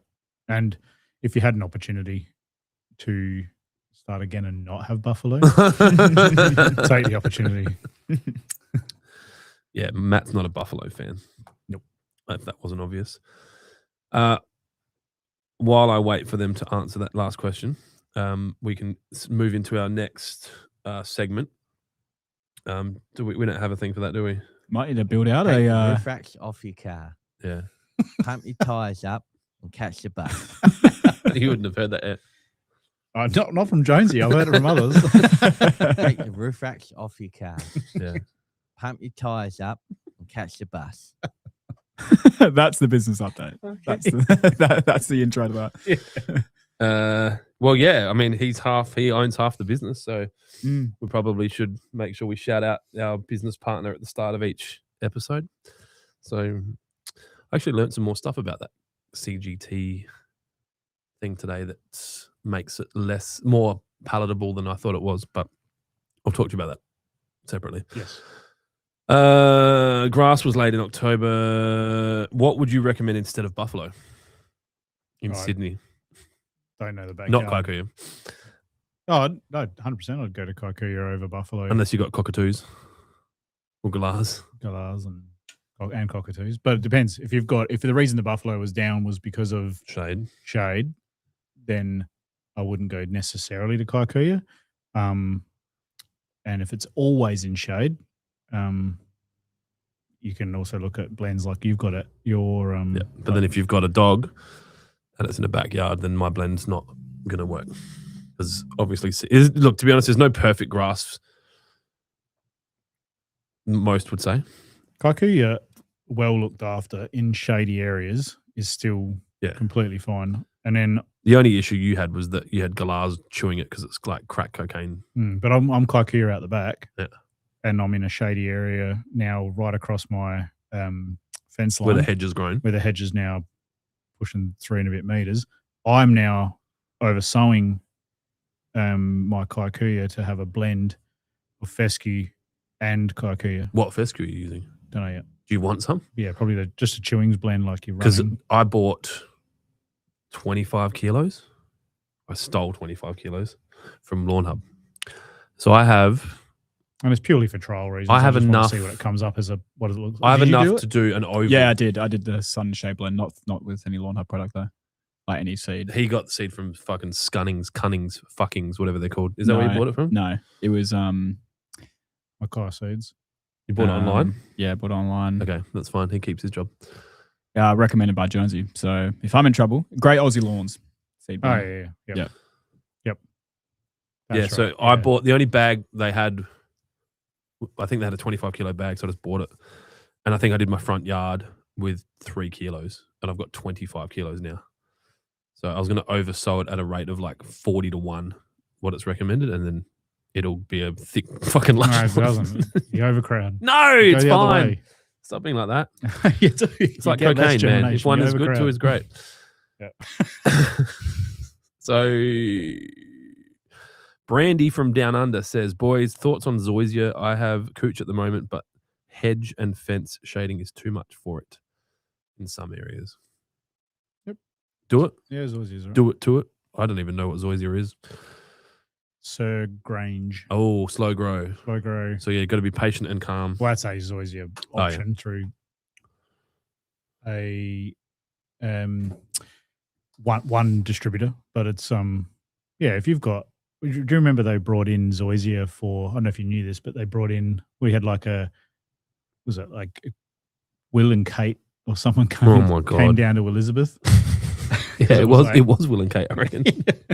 And they came down to Elizabeth and they did all the medium strips and whatever, and it was all zoysia because that was the grass they selected, and it was trucked in on refrigerated trucks from New South Wales into South Australia and looked great for That day. that day. And then it hit our standard northern summer and gone. Yeah. So Yeah. now it's all like, what is it, pretty much like red fines now? That's not So- like fucking our government to go spend money unnecessarily to please people that don't give a fuck about us for a small amount of time and then leave it as a burden on the taxpayers and just carry on like nothing happened. But zoysia in the back, completely fine. You can also do zoysia, I think zoysia in like a section and have it. like if you had Is the color close enough that you wouldn't know? Because I worry about that. Like, when, I think against Santa Ana, it's not too bad. Like, I think Tiff's definitely darker, but Santa Ana's got a little bit more limey to it. Yep. Crooker. When is Lawn Coin going public? Like, I've got fucking Coin. another. Like, to be honest, it was something I thought about, like doing NFTs back when that was popping and having lawn characters, and if you buy a Lawnhub NFT, then you get access to like permanent discounts, and we send you a free gift every quarter or whatever. But like, I still haven't launched Lawnhub in the USA, and so the last thing I'm going to worry about is fucking Lawn Coin. I wish I had time to do these special projects, but I don't. So the next, let's not do Lawn Coin right to come. The next, We just get Claude to build it in the background. oh, fuck. Build us Lawn Coin. Make us a lot of money. It's happening. Yeah, It's happening right now. yeah. All right, well, that was easy. Can you get it to finish my cartoon for me while you're doing it? Oh yeah, true. Lawnhub business update. So this is segment number 4.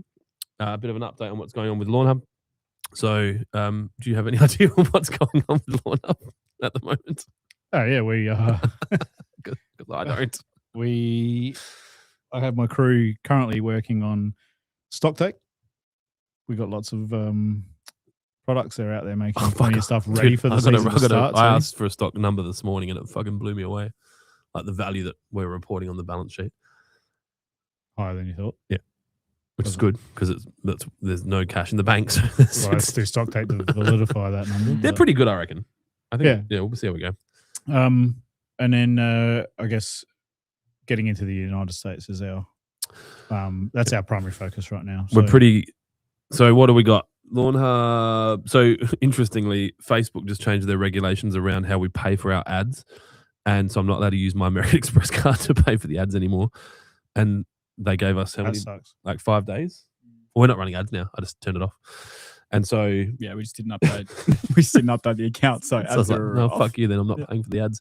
See how long it takes. See who breaks first. Yeah. If they're going to miss. I don't think you're on an island there.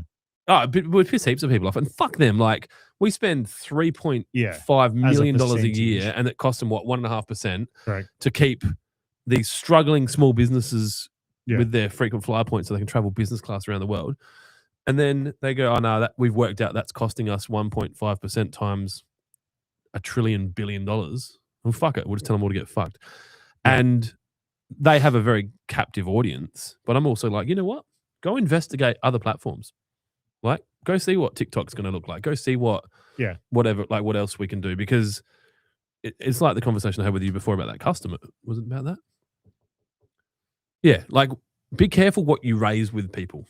Because it might give them an opportunity to go, you know what? I'm going to go investigate this more. I've left it alone. That's right. Right? But now I'm missing out on that. So I might go look at that, and then you start discovering stuff. And you're like, actually, I'm going to do something differently. So yesterday we had a decent day, probably like the highest marketing efficiency ratio we'd ever had. All this rigid, like, what was it, 6? Yeah, it's not looking good today. And then today it's just like, nah. Yeah. So we've got we're losing money regardless. We're either going to lose that's it, $90,000 or $125,000 this month. So Rose made some tweaks. This is operational, but Rose made some tweaks, and our bucket destacker, Touchwood. Yeah, she said it's been okay. I spoke to her this morning. She said they're still falling over sometimes. But yeah. But that's destacking buckets. Good. That's good. Yep. Is that just the speed at which it's destacking is a lot slower than it off would be before? They were doing it manually because it was so fucked. It was the machine was broken. So to see it, a lot of money goes into these machines. It's good to see it actually working as well. So they were manually stickering premature this morning because we ran out of premature buckets. So that was an interesting one, but they've done it pretty quickly. Also had a conversation with a fertilizer supplier this morning, and he said that the urea price has stabilized a bit, and he believes that there's a good chance that it will be back to where it was pre all this bullshit. So I'm hoping we've made no changes around the sell prices of any of our products or the freight cost and the freight minimums. We stuck to free delivery for orders over $300 and $17.95. None of our prices went up. And I think if that does stay the case, we'll be able to continue to sell what we were selling for pre Uncle Donald dropping bombs after. So Be good for people coming into season. well, and it just like Yeah. it's not like everything else is going up. Like Yeah. I think outside of that, I mean, what I've noticed is there's been a bit of the team. Well, we've got Shannon back now too.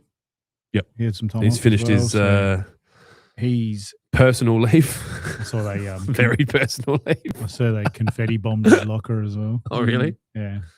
Because I didn't know there's, of course, you can understand why I would accuse Mudge of this, but there's baby rubber ducks plastered all over the business. Right? I would definitely say that was Mudge, especially if they were 3D printed. And then he's like, "What? It's a thing." Why has this rubber duck got a Batman head on it? But yeah, I was like, "This is Mudge," and he's like, "I swear to you, I have nothing to do with this." And then,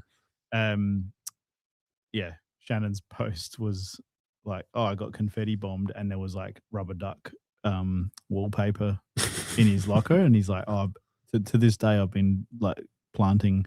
And I was like, because I knew if it wasn't Mudge, it was definitely Shannon. Because he gets through every Because building. he goes to all the buildings, and I was like, I'll just walk through, and I'm like, there's fucking rubber ducks everywhere. And I'm like, That's so good. I had no idea where they were coming from. yeah. Yeah, that's cool. So, Written warning. if he's if he's late on, That's cool. Written warning. that's why it's cool. 'Cause, like, we found him, we got him. Ladies and gentlemen, we got him. Yeah, but it was You're fine. it was cool. If you knew he was going to be late back to store, we know why. So If he was going to be late, if he's late back to our warehouse, we know why. He's got another half a bag to get rid of. either that or he stopped off home because he's got a house guest. So yeah, business update. I'll give you I guess this is probably as good for you as it is for anyone else. So Lawnhub this financial year has had a very good year. It's the best financial year it's had. I did some tax planning stuff with the accountant this morning. It's put us in a position to be able to hold more stock through winter than we ever have had, which worked well for a few reasons. One, we were concerned about stock availability and price, and the only thing worse than paying more for something is not being able to get it at all. So we're sitting on, I would say, the most stock we've ever had, ever, even through other periods. I think it's about $850,000 worth of stock out there at cost, and I don't think we've ever had that even in the peak of the peak of the peak. So What does that mean to the end user? that means that reliability of supply, both for price and supply, through August and early September is probably Create some lockdown. stability. Yep. So whereas if we didn't get that stock or couldn't get that stock, so there's a few things that might come up in August and September. One, there's no stock. So it doesn't matter what it sells for, too fucking bad. Two, we have ridiculous increases in prices and freight, and we have to put our prices up and you have to pay more to get the same stuff. Three, our relationship with our resellers has matured to a point where it goes out of control and we can't keep up with things like the Total Tools network as well as our other existing reseller networks. Yep. And we don't have enough stock to keep up with that. And then the people that are buying stuff online, we can't get it. And so there's a risk, and I still think there's a risk there of that. I spoke to Rose about it at length today about forecasting for like what's a catastrophic event kind of thing. Like what's the bucketing machine going down? What's it look like if we do $1 million week?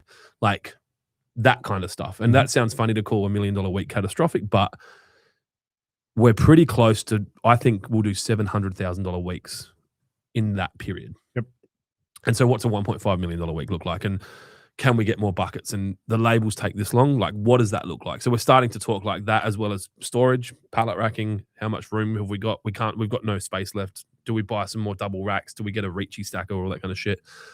And I think this is a really good opportunity for us to start thinking about that, because I think we're probably 12 to 18 months away from this warehouse not being big enough and having to potentially take manufacturing off site or leave manufacturing here and take distribution off site.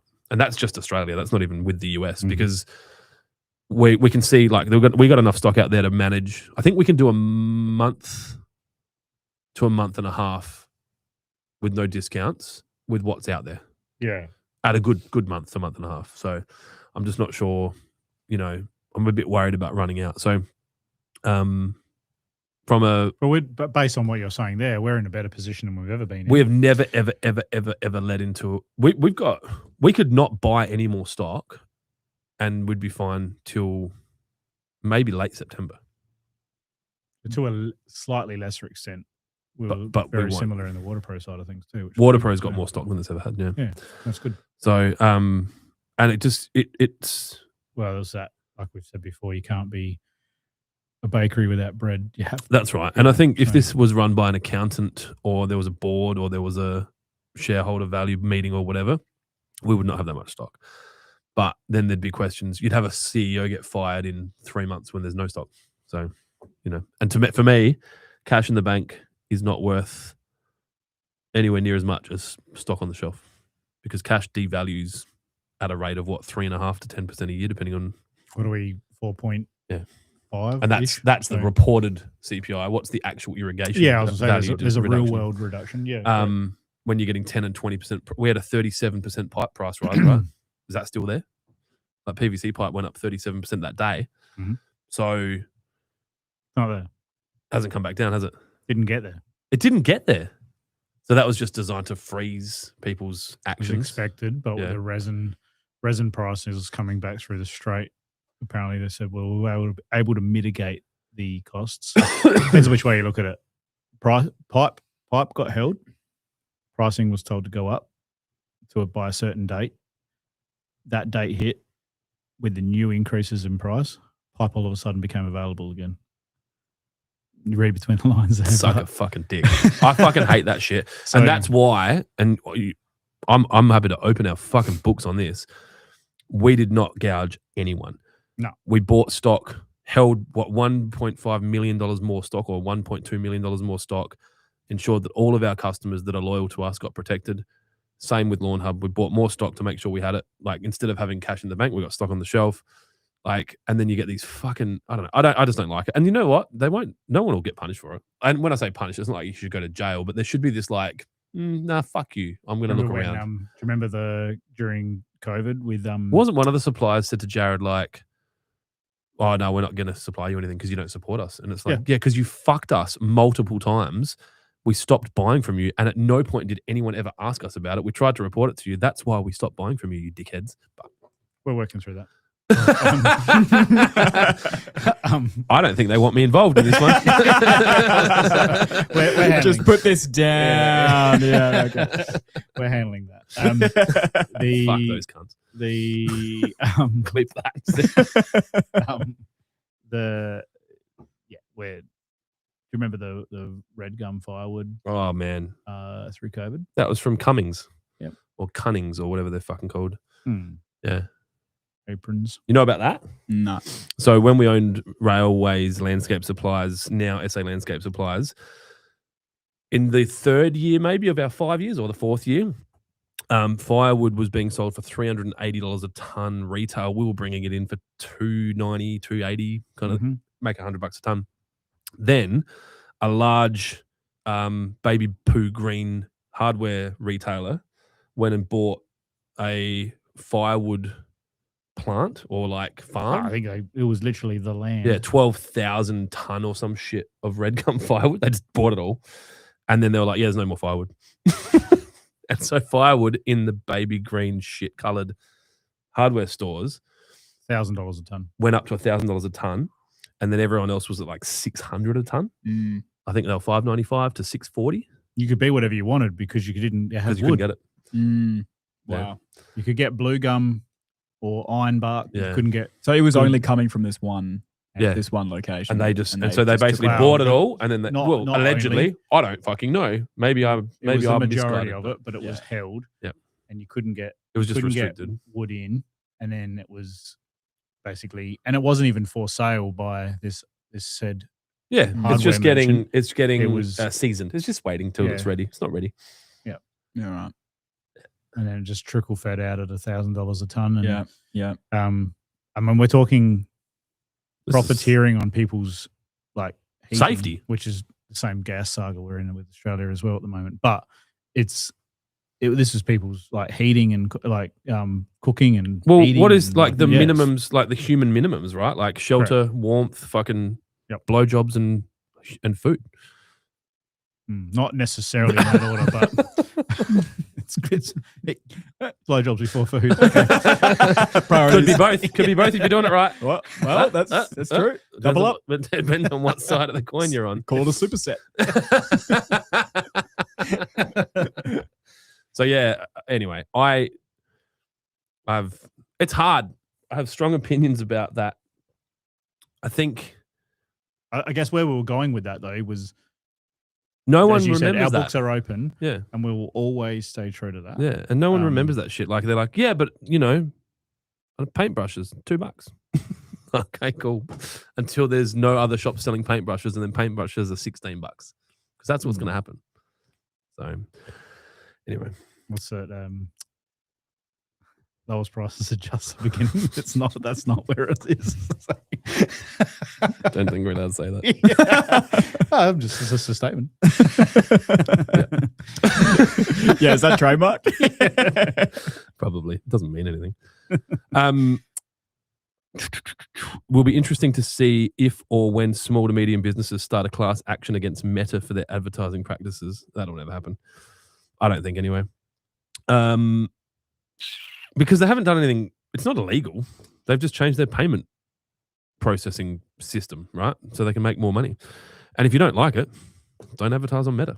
Like, have they removed it, or is it? They sent a message on my personal Facebook page that said, basically, we're removing credit card payments and monthly invoicing comes into play on the 8th of June or something. Make sure you go fill out your shit and accept it. And I was like, no. And then it's like, it's moved to the 9th of June. I'm like, no. Moved to the 10th of June. And he's like, what are we doing? I'm like, yeah, we'll just wait and see what happens. And then he goes, yeah, they've gone. Because it basically said, if you don't go do it, we'll turn your ads off. I was like, all right, turn your ads off then. So you don't get a monthly invoice and then you can pay that. I don't think so. I didn't look into it. I don't think so. I think they're trying to remove. They've actually removed the payment. The credit card. Yeah, they're trying to. Well, they pick up an extra 1.5%. Not just a direct debit method. I think it'll be either direct debit or monthly billing, and it's like a credit line, I think. So you can set a limit, the amount, and then you just pay that back. It'll be like an account, like a 30-day account or whatever. But I just like, can we fucking just please leave the good shit alone? Like with our suppliers, they're like, oh yeah, we don't do credit card payments without fees now. It's like it was fine, but everyone's looking for their little fucking 1%. Like we don't charge fucking credit card fees. Remember when we never have. Our merchant, our banks came to us and said, oh, you guys are crazy. Like charge your percentages. Someone comes in to buy their. We're crazy. You work for a fucking bank. Buy their fertilizer buy their Lawnhub from us out of our Water Pro counters, and you can charge as they tap, it comes up. You're going to be charged $5 in credit card fees for this or whatever. And I was like, oh no, like even if you did absorb those fees into the cost of the product, which you should do as just part of your. Well, it's just another cost. You don't go, oh, it's your business. Thanks for buying costs. Thanks for buying a sprinkler. There's a 1.3% credit card fee, a 0.6% insurance fee. We've got a 0.14% payroll tax fee. Yeah. We've got hang on, we've got the electricity fee. Like, what the fuck are you doing? States? No, you go to the States and it's like you walk in and you want to buy a can and the thing, and it's like should have taken that other job, mate. You would have got a flight to States. Oh yeah, big time. Yeah, 100% for sure. Now I'm in this fucking shit on. The way he was doing it was like Kevin Hart. Really? You go in there and it's like $2, and then you pay, and they're like $2.80. Yeah, they don't include tax on the price tag, do they? No, but then you got to add a tip. Stupid. Well, not on a can of drink, but yeah. It's just like, okay, so this is just where the prices begin. Yeah, so, the prices are just the beginning. I think that the overarching thing of all of that is entrepreneurs and business owners will always find a way, and so you can change the rules. Cool, new rules. Thank you. Like we can't do that now. We'll do this. All right, I'll find a different way to get my points, and it might mean that I become more specific about where we advertise, and we start doing different things. Or, even with legislation changes with the government, it's like, oh, this is the new tax rate, or this is the new thing. It's like, all right, cool, and we'll go find a way around it. And sometimes, like I said, I touched on before, highlighting those things actually gives you an opportunity to go do a deeper dive into a lot, and then you're like, actually, we can just take this whole thing to another country. We don't need to be But- based here. But there's And then it's all gone. then I was going to say then it would open up people to go. It's that important to me that they'll become payment processing platforms that will be like, well, we handle the payment. Yeah, we'll do it ourselves. And then we will allow you to pay via this, and we clip a smaller percentage. There is. for So it. pay.com will do that. Correct. But you got to pay the 1.5. I don't want to pay the percentage. Absorb it into your costs. Hide it from me. Well, you can pay your home loans with a credit card using those companies. But then if you're it's paying- important to you. but But then- you pay the premium. yeah, and I don't want to pay the premium. I want, yeah. the reward. I can just go buy the point. points. That's right. Dude, I could fucking take my Amex to one of the stores and put $1 million through it and then just take the fucking points and then pay the $1 million back. But what's the point? Correct. Right? Yep. For 1.5%. So Yep. Crooker says, do what Elon does, make everything from packaging to product in-house. To be honest, we do as much as possible vertically integrate. And it's not so much around profit as much as it's around control. We get frustrated by not being able to have things when we want them and delays and quality and communication. I mean, I don't think I'd go into making stuff that's got no margin on it, like PVC pipe and growing lawn. Like, I think that would be fucking crazy, but Shipping air. Rose told me today that the bubbles, shipping air, the bubbles that we pack our stuff in only last about 30 days in a 10 kilo pre-pack. They start to lose their air. And I was like, that's interesting. Like, and this is the shit that we deal with day to day, right? Like, How long? 30 days. Let me Fine. finish. And I get brought these problems, like 20 of them a day, and you'd get 100. And I was like, oh, that's interesting. I wonder what that is. And my brain goes straight into like, is what's causing it and all that. And firstly, is it really a problem, or is it just something interesting to know? Mm-hmm. But they're pre-packing now that pre-packs might not go out for 60 days or 100 days because they're sitting out there. She said it's mainly the 10s, and it could be because of the weight on the bubbles. But I said it could be the temperature of the air when it goes in versus when the pack goes out, because you're pre-packing when it's warmer and whatever else. And I'm like, well, hang on, are those air bubbles just not sealing enough, and they're actually just leaking air? And it's happening more with the 10s. So there's obviously weight pushing on those bubbles so that it's getting out the seal. I'm like, then do you turn the air up? Do you turn the air down? Do you get thicker bubbles? Do you Or is it like inject the air at a higher temperature? a Coke bottle, because you know that air leaves through the pores Through of the plastic. Yeah. Is it like that? But just because it's a thinner plastic. Yeah. So that was fucking another one that I got today. So we're going to double our thickness of plastic to double our, No, we're just not going to air pre-pack capacity. any more than 30 days of 10 kilo. because it's a problematic one. But it's interesting, and credit to her. She's gone and she had everything pre-packed next to her desk and was checking it once a month just to see how long That's so good. it's fucking nuts. Dude. That is good. Mm. Yeah. Like, and that's like Jazz and I had a meeting with Dion this morning, and Jess does all the work. Dion takes all the credit. And we were talking about tax planning, government legislation, and all this shit, and strategic planning. And he's like, have you actually been communicating your strategic plan with everyone? I'm like, kind of, like better than I have been before, but still not enough. And Jazz was like, yeah, it's been really good. And I said, like, I feel more comfortable with everyone's in their management roles like him, like the tier of management that runs that layer, like finance, media, IT, design. Like, I feel more comfortable with them than I ever have. Like, you saw how Jared pivoted when the stock prices went up. Like, by the time I got to talk to him, he'd already done everything. Mhm. Like, and he might have spoke to you a bit about it, but same with Rose. Yes, he did. Me and him. But then also, were- then you're dealing with it, right? And I'm not dealing with it. correct. but- And everyone reacted as a team, and it was great. Yeah. So, I found it like very reassuring that because this team, those core people have been here for what he'd be the newest, right? Like Probably. 3 Yeah. 3 years. Yeah, 3. Yeah. still pup. Still little pup. Yep. He doesn't get invited to the 5-year dinner. Awkward. Ooh. And then Hang on a sec. There's a 5-year dinner. You have to be 5 years exactly. There's no there's no more, no less. I've missed that. Yeah. no, I wanted to do a 5-year dinner. It actually was triggered from Daryl clocking 5 years, and then me having this realization that I think I didn't buy him a watch, but I bought other people watches, and I didn't buy you one, and I did buy Rumple Foreskin one, and I did buy Chris one, but I didn't buy Jaron one, and I was like, I need to fucking sort this out. So I'm just gonna have a 5-year dinner. Everyone that's worked here 5 years, gone out for dinner, and you're all getting a watch. So that was just so I can kind of, I don't know, smooth out that moral issue I have with myself. So yeah. Speaking of half tenure, but what about actual tenure? Do we do a little? As in yours? No. Well, he's worked here. He's worked here like he left and came back. So Yeah, his Did they come? he has an together, or- asterisk next to his years. No. forever. I'm You- gonna get you one of them on the always- wall, and there's just an asterisk next to I got one, and that's just there's a photo of like employee of the month, and then there's the gap. just and then Urbo with his Shimano hat on, just like the guy.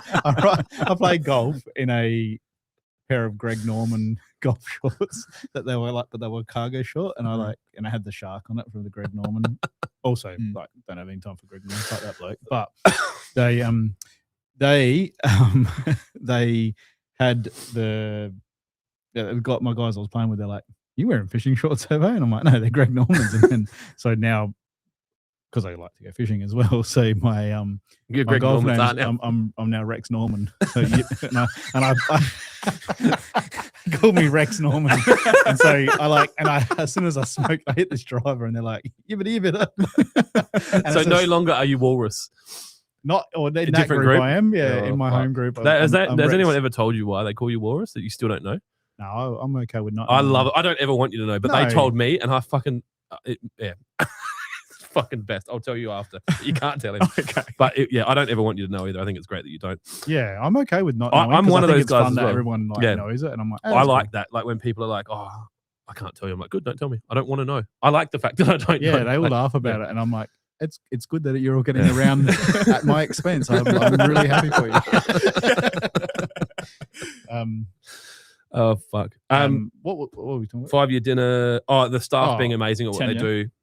Oh, what are you I talking was- about? yeah, Half so- tenure. What the fuck are you talking about? No, 5 is that? But I was saying If you've worked for Lawnhub and Water Pro, like as you're running two companies, you're at like 32 or a something. certain person that's still heavily involved in the setup of our IT department here. Yeah. Is hitting 10 On Sunday. Sunday. Yep. So I just No, we're wanted, deeply across it. wanted to put a big shout out to our Russian. I'm actually carrying his tenure gift with me. I was going to go there today, but it's going to be Monday now. Yeah, we'll see him Monday. He won't listen to this podcast because he's too busy actually doing his job. Unlike Mudge, when's the dinner? Another 3 a.m. morning for the You know what, man? I don't know how the fuck you do it, Mudge. Like, yeah. What time did I leave? You took me home at like 11:30 or something. Midnight. We got home. I dropped you off around 12. I think I got to bed about 12:30. And I felt like then I imagine it feels like when you wake up in a bathtub and organs have been removed. And I'm just like, oh, fuck. And then I get to work and Mudge is already there. He's been like asleep for 2 hours. I'm like, how are you alive? Yeah. I said, don't you worry. I'll cook the barbecue tomorrow. You just enjoy yourself and have a good one. He's like, all right, man. Like, and I said, just don't worry about coming. I in. said And- the same. I'm like, I'll be there at And I 7. still hadn't made my coffee, and I think it was like 8:30. And like I looked up, and I'm like, "What the fuck?" And he's just like, "Hey, man," and like it wasn't as clear as that. It was quite like very like Barry White. It was yeah, darty. It was darty. Darty. But I was darty too. So yeah. yeah. Fuck, But that was funny. That he seasoned FIFO rigman. So, Yeah. I just my issue's not the headachy. I don't get hungover from that. I need sleep, man. I'm a fucking old man now. Like I was fucked. I just need sleep. And like a drunk Bad. sleep is like I whoop out into the red. To be honest, I don't whoop out. I whoop out into the low yellow from a drunk sleep, but it's still just fucking. That's the thing now. I whoop out. I whoop Yeah. out. Fuck, man. What? I live in the fucking first world, man. I have to create problems, right? Like, there's no one shooting at I was us. waiting for your kids. Like I whooped out last night. I'm like, oh, they're all just walking around. Mudge says he runs on pure adrenaline. I was advised by the lady at the naturopath I need to stop doing that because I'm at high risk of chronic adrenal fatigue. So be careful with that one. What? You can tell with Mudge, like he's so I'm going to get a beer. he gets so passionate about like seeing it though, doesn't he? Like About seeing what? like he gets involved with the people around him, and he's just like, oh, I'm feeling it. Like this is I'm going to turn one on here. I just don't want to go to work. You have that luxury. You own the businesses, mate. Yeah, but I feel He said he feels guilt. He doesn't. He doesn't. No, so yeah, shout out to Jaron. Huge. Massive 10 years. Yeah. There would be the end of financial year 10 years ago. Jaron was with us implementing our new software to get us up onto a cloud-based software. Oh yeah. Jeez. And thanks, man. Thanks. And yeah, I remember it would have been, what do you reckon, 1 a.m. and Jaron's like, I'm going home. I don't even know if it was that early. Like, I think it was even later. He's I like, think I'm gonna go home. He went home at like 3 because we were meant to sleep and then go back. No, it was like closer to midnight, I think. And then we went back into Cantown store, and I was like, I can't sleep. Like, I went home and I can't sleep, and I got there, and I was like, oh, maybe I left the lights on, and I like opened the doors up, and then Jaron just like popped his head out like, hey man, and like we just. What time is that? Like, I'm gonna say at that point it was probably like 4 a.m. Yeah. And so he's like, oh, I couldn't sleep. He goes, I got home, put my pajamas on, that's the bit that lost me. To go to bed. And then I was like, you wear pajamas? Well, I don't know. Do you wear pajamas? Like, is that a thing? Nah. Like, I just sleep in whatever. I've got trackies, I guess. Yeah, I would if just I'm be cold, like, whatever but- clothes I was wearing for the day, I'm like, sleep. Yeah. Like this, no jeans, sleep. Oh, really? Yeah. Okay. Yeah. Nah, that's crazy. I It wouldn't. shows. This makes a lot of sense. Yeah. Yeah. Anyway, this is a Banks Cantina Cerveza. So this is, I imagine, Banks's twist on a Corona. Cheers. Over the soundboard, Cheers, mate. $1,500 gone.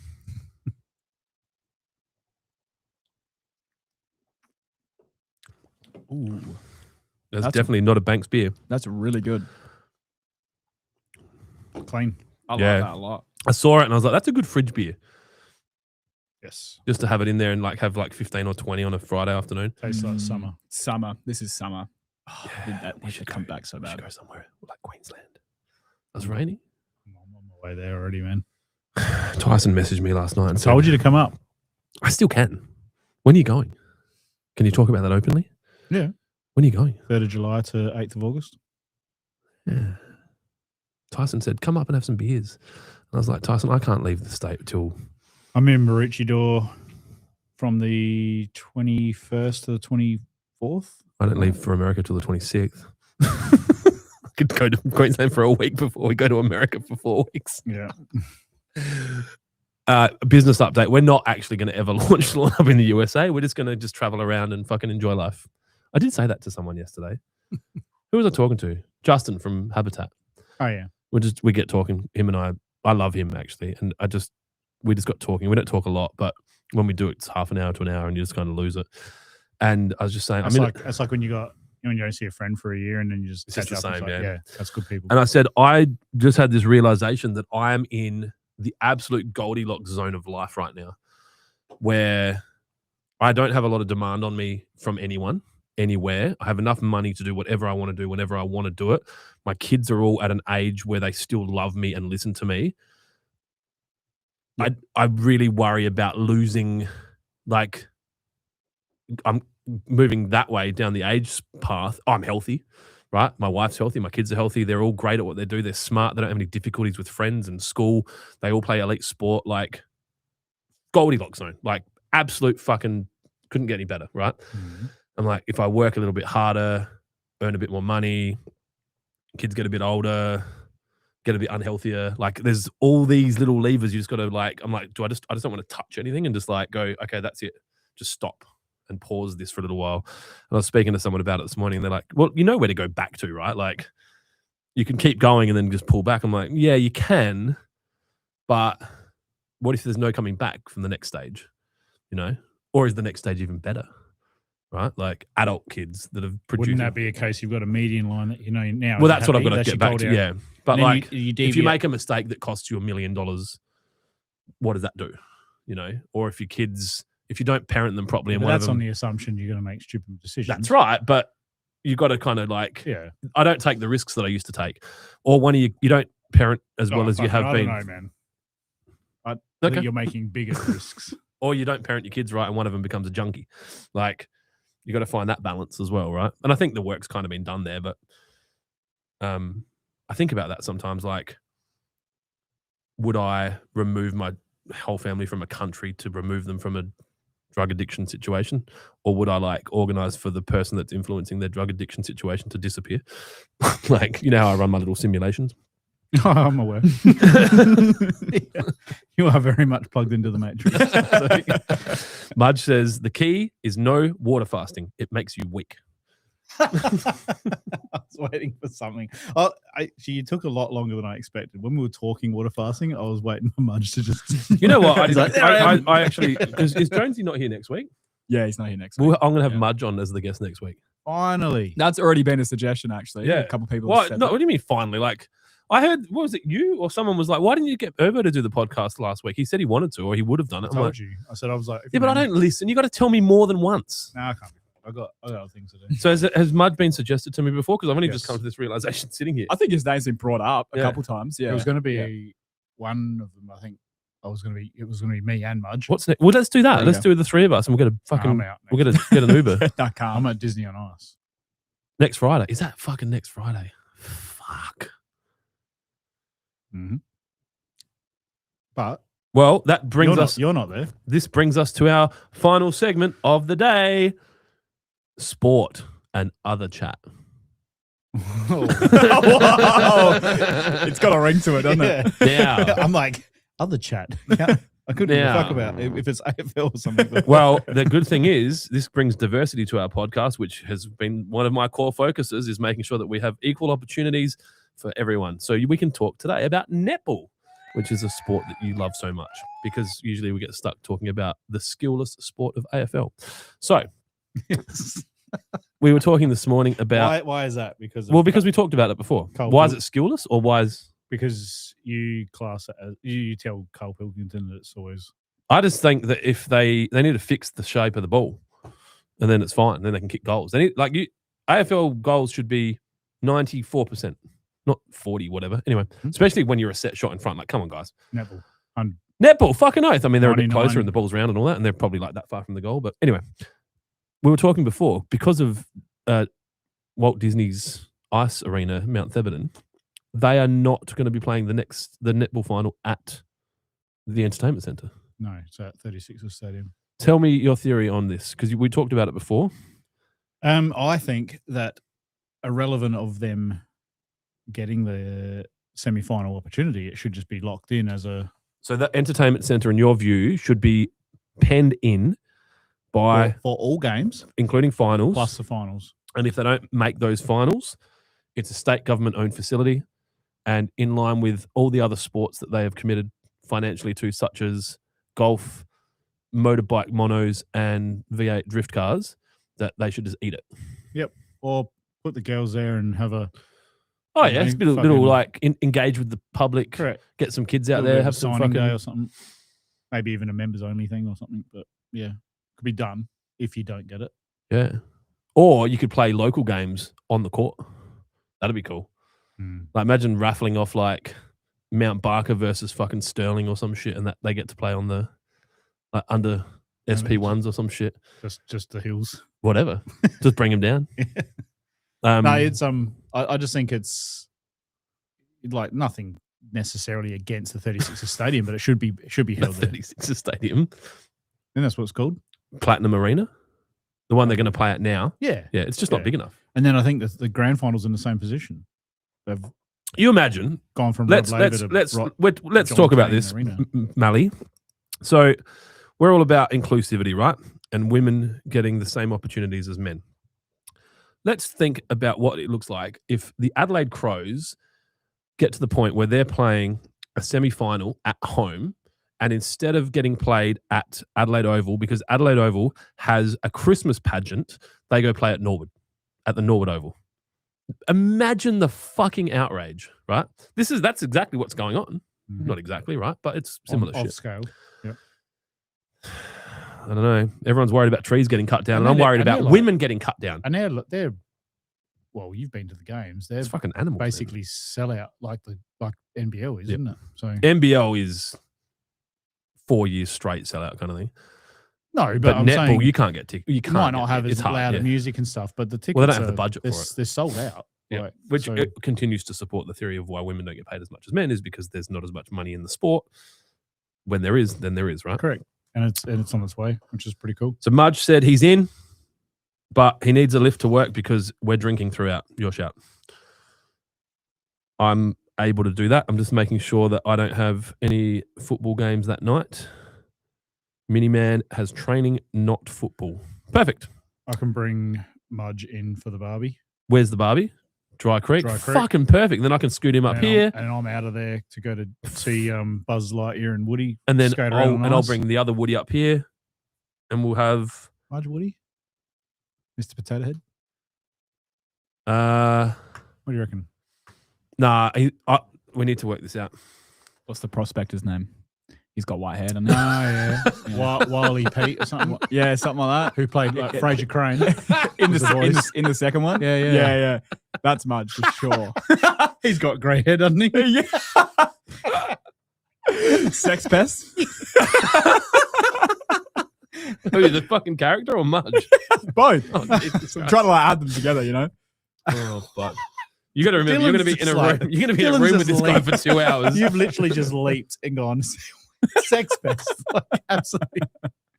All right, that's good. That's sorted. So, Prospector Pete or something. wasn't it? Yeah, something, Mudge is the guest for next week, so you don't need to ask me now. Okay, cool. Nice. And then when's Jonesy get back?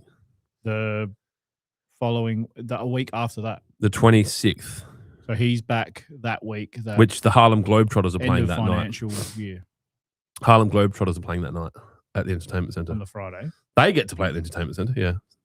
Yeah, that's when I leave. That's the 3rd. 26th. You're thinking about the next one. Yes, Jonesy's back that week because we're in Melbourne. Fuck, yes. So we can do some updates on that. Oh, fuck for, me. So for hang on. the- So for the well, you podcast. guys won't be here on the Friday. When do you land? No, me and Jonesy are flying in. We're playing golf together On the Friday? Yep. So I'll be here on my own that Friday. Correct. Or Dylan flies to Melbourne and you do a podcast at the airport at 2:00. No. Dylan's like, also, thanks for not saying yes to that because I don't want to fly to Melbourne. No, we could do something like that, but No, I'll get another guest, but they'll all be away. I think I'm flying out at about. I asked 4. Rowan about being a guest and he said no again. I told him to go fuck himself. Yeah, it's so easy to say go fuck yourself, Roy. Well, what's he going to do? Hit me? You got me in the chest, you short man. Hit me in the chest. No, we want to find someone. Anyway, I know I just need to go on Grindr if I want to find a man, so we will be fine.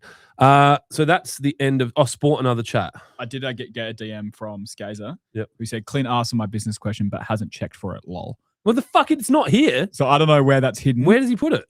Just ask it again, Skazer. Yeah. Fuck's sake, man. It's amateur hour over here, bro. You know this podcast. Come on, man. Oh, no, I did see that. Shut up. Was he Bearded Sith? No, No, Bearded no. Sith's another dude called No. Ben, I think. Yeah, He lives in Queensland. Yep. Skazer is Mr. Mumbles. that's right. And then there's a guy called Eddie who is Benjamin. Vemjam, which Jonesy met face to face. And so I give him shit all the time. Can I ask a question? At the golf conference? Turf No, conference? at a lawnmower launch party, all make mowers and more. Oh yeah, something. did his On South Q&A Road. day. Yep. That's right. Yeah, we'll be able to do some updates. I'm sure Jonesy will. Obviously, What time do you guys fly? we're doing the What time do you Turf Crowds fly? conference on Friday? Yeah. Well, I'm not back till 5. I think Jonesy will be similar. You're not okay. Because Celeste actually said I can go over there on the Tuesday if I want. 'Cause I was going to fly over Wednesday, come back Thursday. What? Don't worry, we'll talk about it later. I can't see this question, bro. Like, I got one from. You There you go. Jeremy Chambers wants to talk about UFC. When is that? Is that the White House Yeah, fight? yeah, that's coming up. Mm. That'll be on the Keep weekend. seeing it popping up on KO. Oh, yeah. Promo for it. Yeah. Do you know who's fighting? I know Strickland's Do you not know allowed who's to go. fighting? Sean Strickland's not allowed to go to the fucking thing because he talked very aggressively about Bibi Netanyahu, who's going to apparently walk out with Justin Gaethje. So Okay. yeah, bit of hype. And then Travis Pastrana's got a team backflipping motocross bikes on the front lawn of the White House. Like, how fucking American. Like, Nitro Circus. yeah, stuff. basically. Yeah. So he was at Slapfest or whatever fucking, what's it called? Slap, Dana White's other fucking Yeah, thing. yeah. So Travis Pastrana was there and he said something like, "Oh, I really want to backflip at the White House," and Dana White's like, "Leave it with me." Calls the president. Yeah, cool. Calls Pastrana back. Yeah, done. Fucking doing it. Like, this is ridiculous and unnecessary, but very American. And it's what, their 250th. I don't know if you saw, you can buy Donald Trump commemorative coins, like gold and silver coins that the Trump family have put together. Like, never waste an opportunity, right? Like, I'm guessing the money goes to the Trump family, not to. I was expecting like these, the ones you get at the zoo in the theme park. Where you punch them. You You get a coin, roll a copper coin. Yeah, you no, roll these your are copper like coin. You get a photo of Donald Trump. the on a most penny. expensive ones were like $27,000. Fuck. Yeah. I can't see this question. I've just messaged him to send it again. I don't know. Maybe he's gone. No, he wouldn't be. He He'd be wouldn't. loving He it. wouldn't do that to us. He's a big fan. He's a podcast fan. Could say number one fan. Why can't I scroll That up? might be controversial. Should have got key rings. When are we going to do a giveaway next? August? Yeah. Yeah. Did I tell you August. I we can bought- do a July. Did I tell you the giveaway prize that I bought? You did. Yeah. Ones I've got. Me and Jonesy I asked you to get spoke about downstairs. it last podcast. We didn't No, give it away, the- but 2 tickets to the AFL Grand Final. oh, we are talking about it. Okay. I was just gonna- No, we are. Yeah. Okay, well, it's not a secret anymore.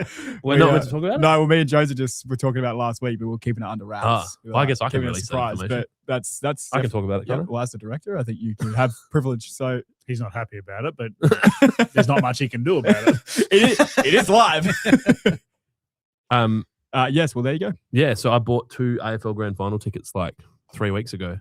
Just the tickets? Yeah, Like, nah, was they're it a proper package? ones, like fucking It's like a full $7,000 day event thing, for right? 2 tickets. It was like pre whatever, and I bought them on. I chose them on a low road, so you're not sitting up back with like the people that won the Toyota tickets, like fucking like road level 2, like fucking tickety boo as they call it. So I think it's going to be a case of August and half of September. Yeah. So 6 weeks from August Well, it's 1st. a big prize. Yeah. That's epic. It'll get some attention, hopefully not from the wrong people. Ooh, sorry, don't drink that one. And yeah. Anyway, so I bought them and I was like, should I? Fuck it. Did anyone buy the live tickets that we had in our Yeah. So if anyone's looking for AFL tickets, they are available online at the moment. The cheapest ticket is $1,700 for a seat at the back on the wall with no food or drink for 1 ticket. pretty good though. If you're interested in that. Yeah, if it's your thing, that's fine. The crazy thing is, I don't even think you'd be able to resell that ticket for that value once the teams are announced to a team fan. Like right now in New York, you could have bought Game 6 tickets or Game 7 tickets, whatever, in the Garden for $6 or $7 grand 2 weeks ago, and then their like market value is $25,000. You couldn't do that. You couldn't try and buy AFL Grand Final tickets to flip. I don't think there's a market there for people to go, oh yeah. You see that video of Trump at the basketball? They're all booing him. He fell asleep. Dude, dude's 82 years old and he's fucking running the country and he squeezes in a basketball Oh game. yeah, when Give he was the cunt a standing there, break. like, having his salute and they're all booing him, and Yeah. he just smiles and then as an animal. Jeremy Yeah. says, no wonder Jonesy was so pumped about the giveaway. So he obviously, He was excited. he couldn't Yeah. talk. He couldn't say what He it couldn't was. say what it was. No. I didn't listen to that podcast. Sorry. I think the podcast's not that interesting. All right. Nathan Scasebrook. I think you did pop in though for a hello. I don't know what I was doing. I was somewhere. My very good mate, Mudge, just pasted his question here as well. Okay. So he found it somewhere. So it must be in the chat further back. My very good mate has purchased a butcher shop. He's a butcher by trade. Mhm. He's breaking even and doing well. But what is the best way to start processing from breaking even to being able to increase revenue and maybe open another shop at some point? Fuck, there's a lot of questions there. Do you want to answer first and then I'll answer? So he's He's got struggling one currently. butcher shop. He's a butcher by trade. He's breaking even and doing well. I don't know. That's an oxymoron. But Yes. what is the best way to start progressing from breaking even to being able to increase revenue and maybe even open another? For me, breaking even is not doing well. I think in line with one of our values is fuck normal and don't be just another butcher in the same space that all the other butchers are. The ones that you see that are doing the differences are the guys that are like specializing in being a butcher for, and we're circling back into smoked meats and those. Got there. Yeah. And so that's the options is be different and do the same thing. You happily pay 100, 120 bucks a kilo for a solid jerky. We are having steak for dinner tonight. No, I'm talking about like jerky and things We like pay that. Right? $99 a kilo for jerky. Correct. But you'll buy that over a bag of Jack Links because you know what you're getting. You know it's supporting a local guy.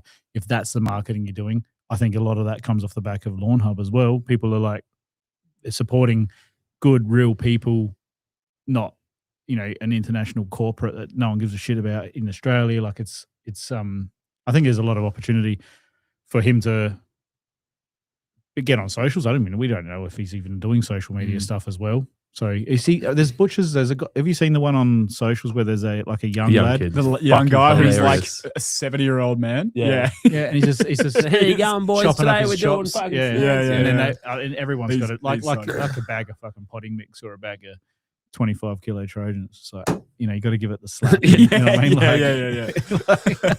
Yeah. Get your full fresh Sunday rump. I would say a couple of points for me would be, one, you need to make sure that you're supplying meat to people that don't care about the price. And so it depends on the location. If you're in a low socioeconomic area, you're going to struggle to sell with enough margin to be a highly profitable butcher. I think you need to be, and he obviously can't change his location, but I'd be considerate around how close I am to things like Foodlands, Coles, Woolworths, that kind of shit, because obviously people can buy meat in those shops, and I don't think it's fair to compare the two, but people can buy meat in those shops.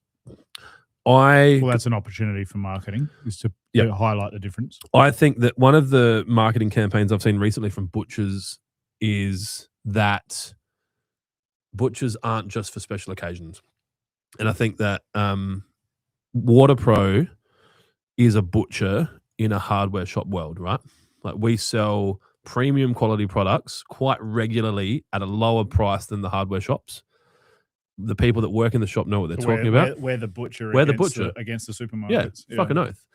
We've got specialized people behind the counter that know what they're talking about, regularly have a better quality product, cheaper than the other product, where that's the parallels, right? So what I would suggest that your friend needs to do is try and find where his customers are, because that's what WaterPro do, right? We don't go chasing people that are looking for the cheapest or looking for, able to drive into the underground car park and grab it while they're grabbing paintbrushes and don't care about the quality. We're looking for people that are interested in that solution. And I think social media, so Mudge actually wrote here, do videos and post funny shit. Now, it doesn't have to be funny, and funny works, but with social media, you want to be entertaining and or educational. And if you can do both, then you're really going to kill it.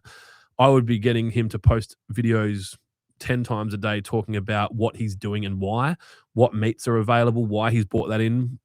He could do like cooking videos and take some like meat home every night and go, tonight I stole, like, make a joke about it. I stole some fucking pork chops from the shop, got them, and we had some, because we also sell eggs, so we're doing like whatever, and actually do some cooking videos with the food.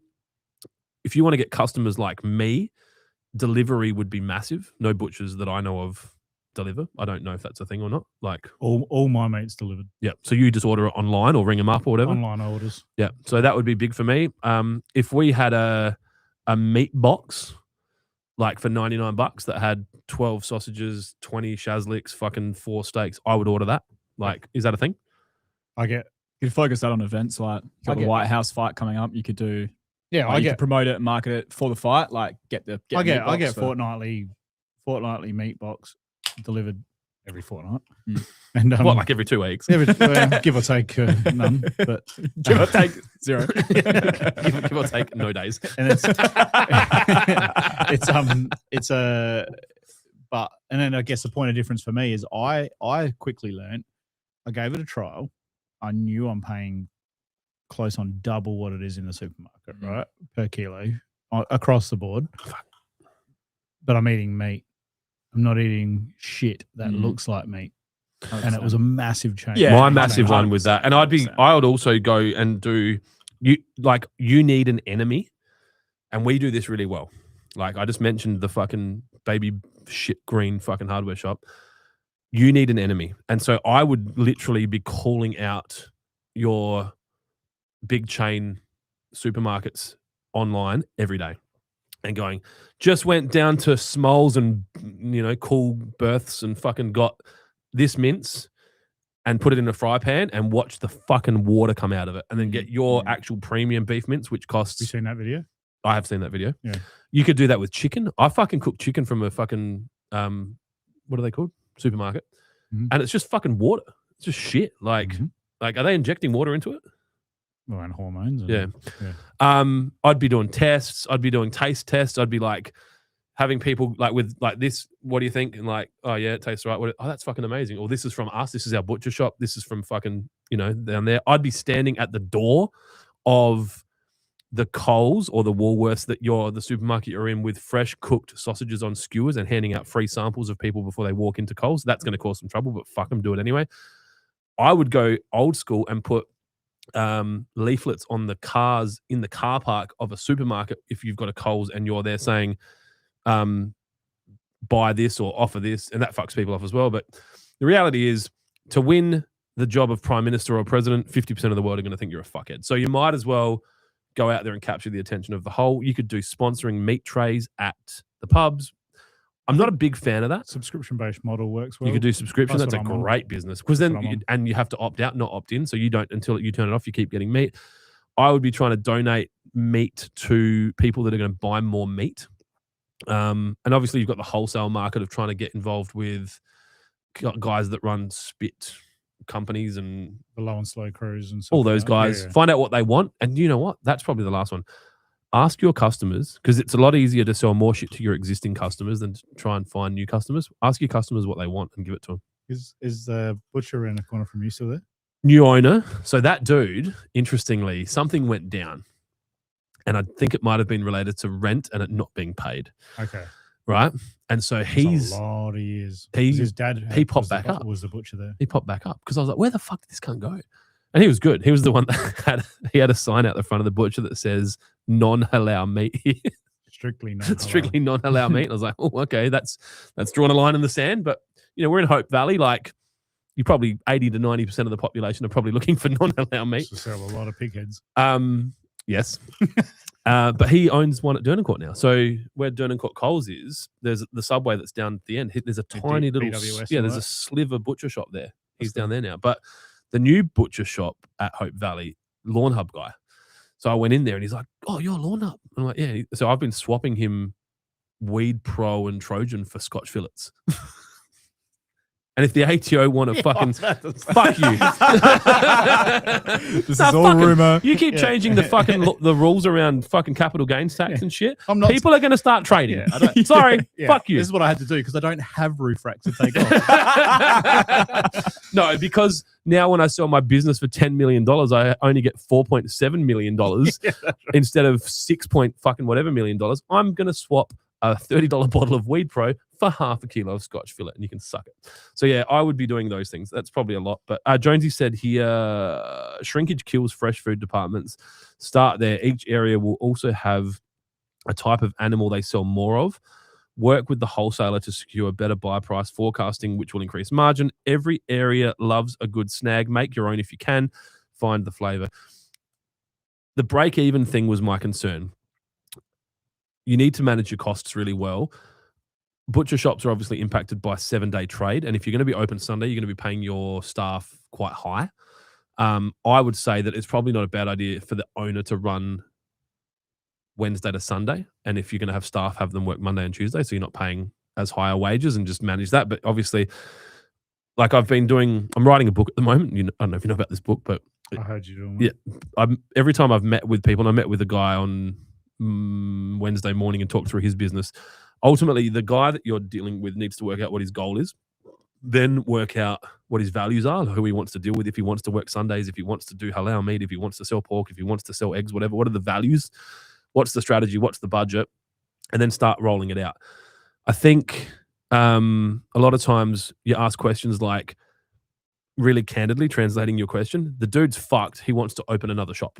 Like, that's crazy, right? Like, that's not the solution, right? He's breaking even. What does he need to do to open another shop? I would concentrate on making sure that one shop is highly profitable before you start trying to replicate We it. see that in landscape. All the time, man. Like, yeah. So many guys are gone, I'm not making enough. I'll go out to 20 people crew and make now my revenue's higher, but I'm actually making less or the same amount of actual net result, which is but I'm interest actually to be honest, Skays, I know I fucking promised myself I wouldn't do any more of this.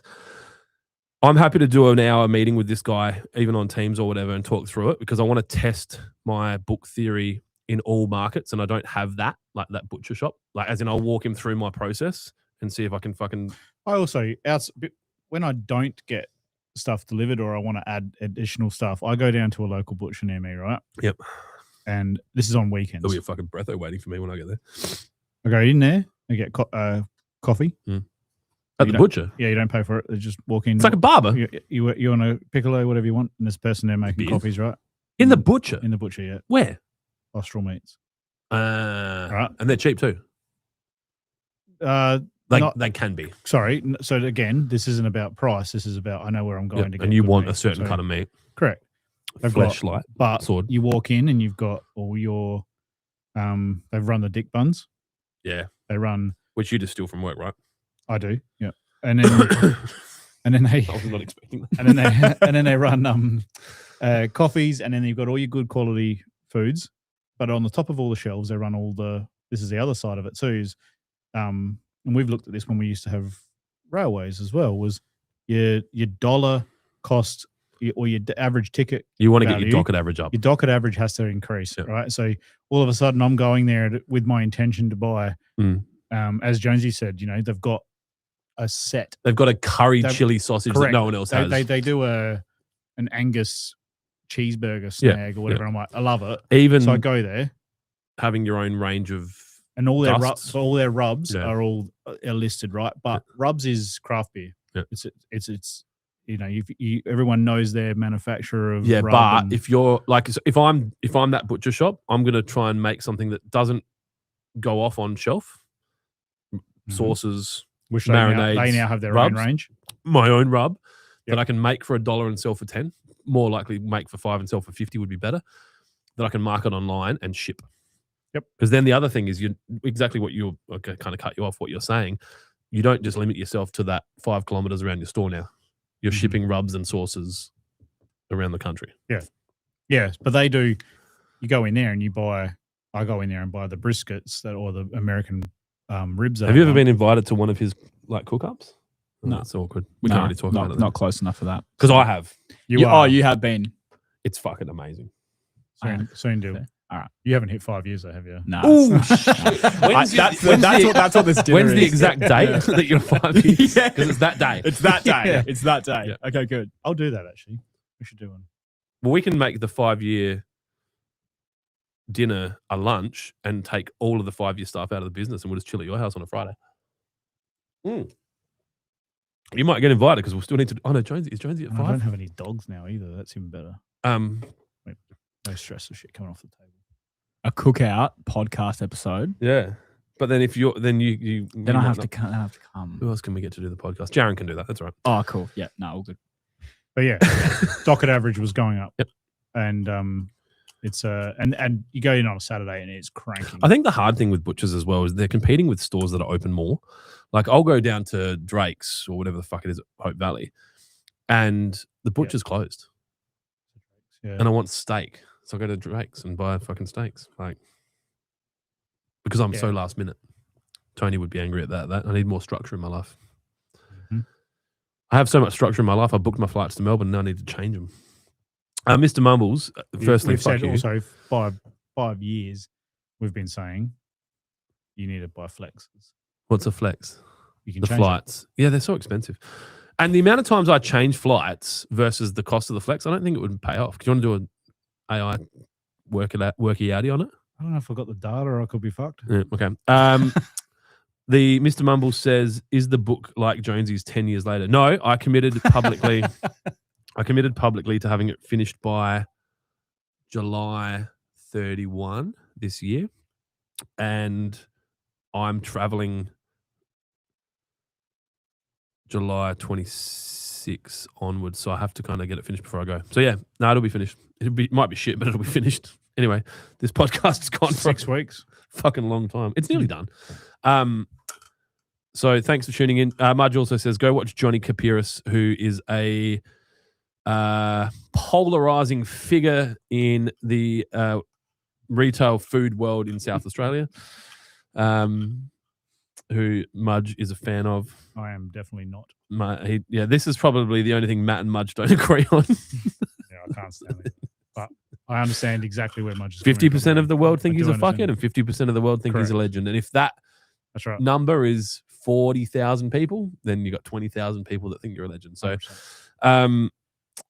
I will. Yeah, we better finish because Dylan's got to go home and wash all the fleshlights for the weekend.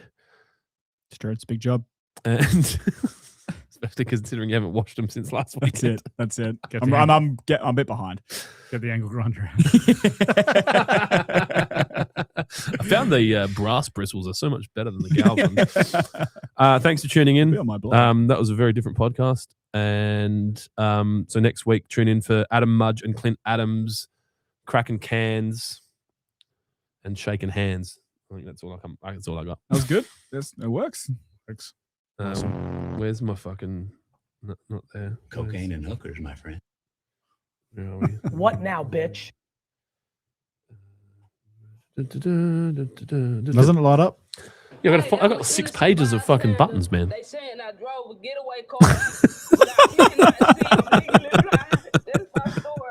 All right. Yeah. Bye. Good weekend. Cheers. I did not drive no getaway car. I'm legally blind. How'd you get wrapped up with these folks? I got wrapped up. I was walking down the street and I caught a ride. So you don't know these folks then, is what you're saying? I know 2 of them. I don't know the other 2. They saying I drove a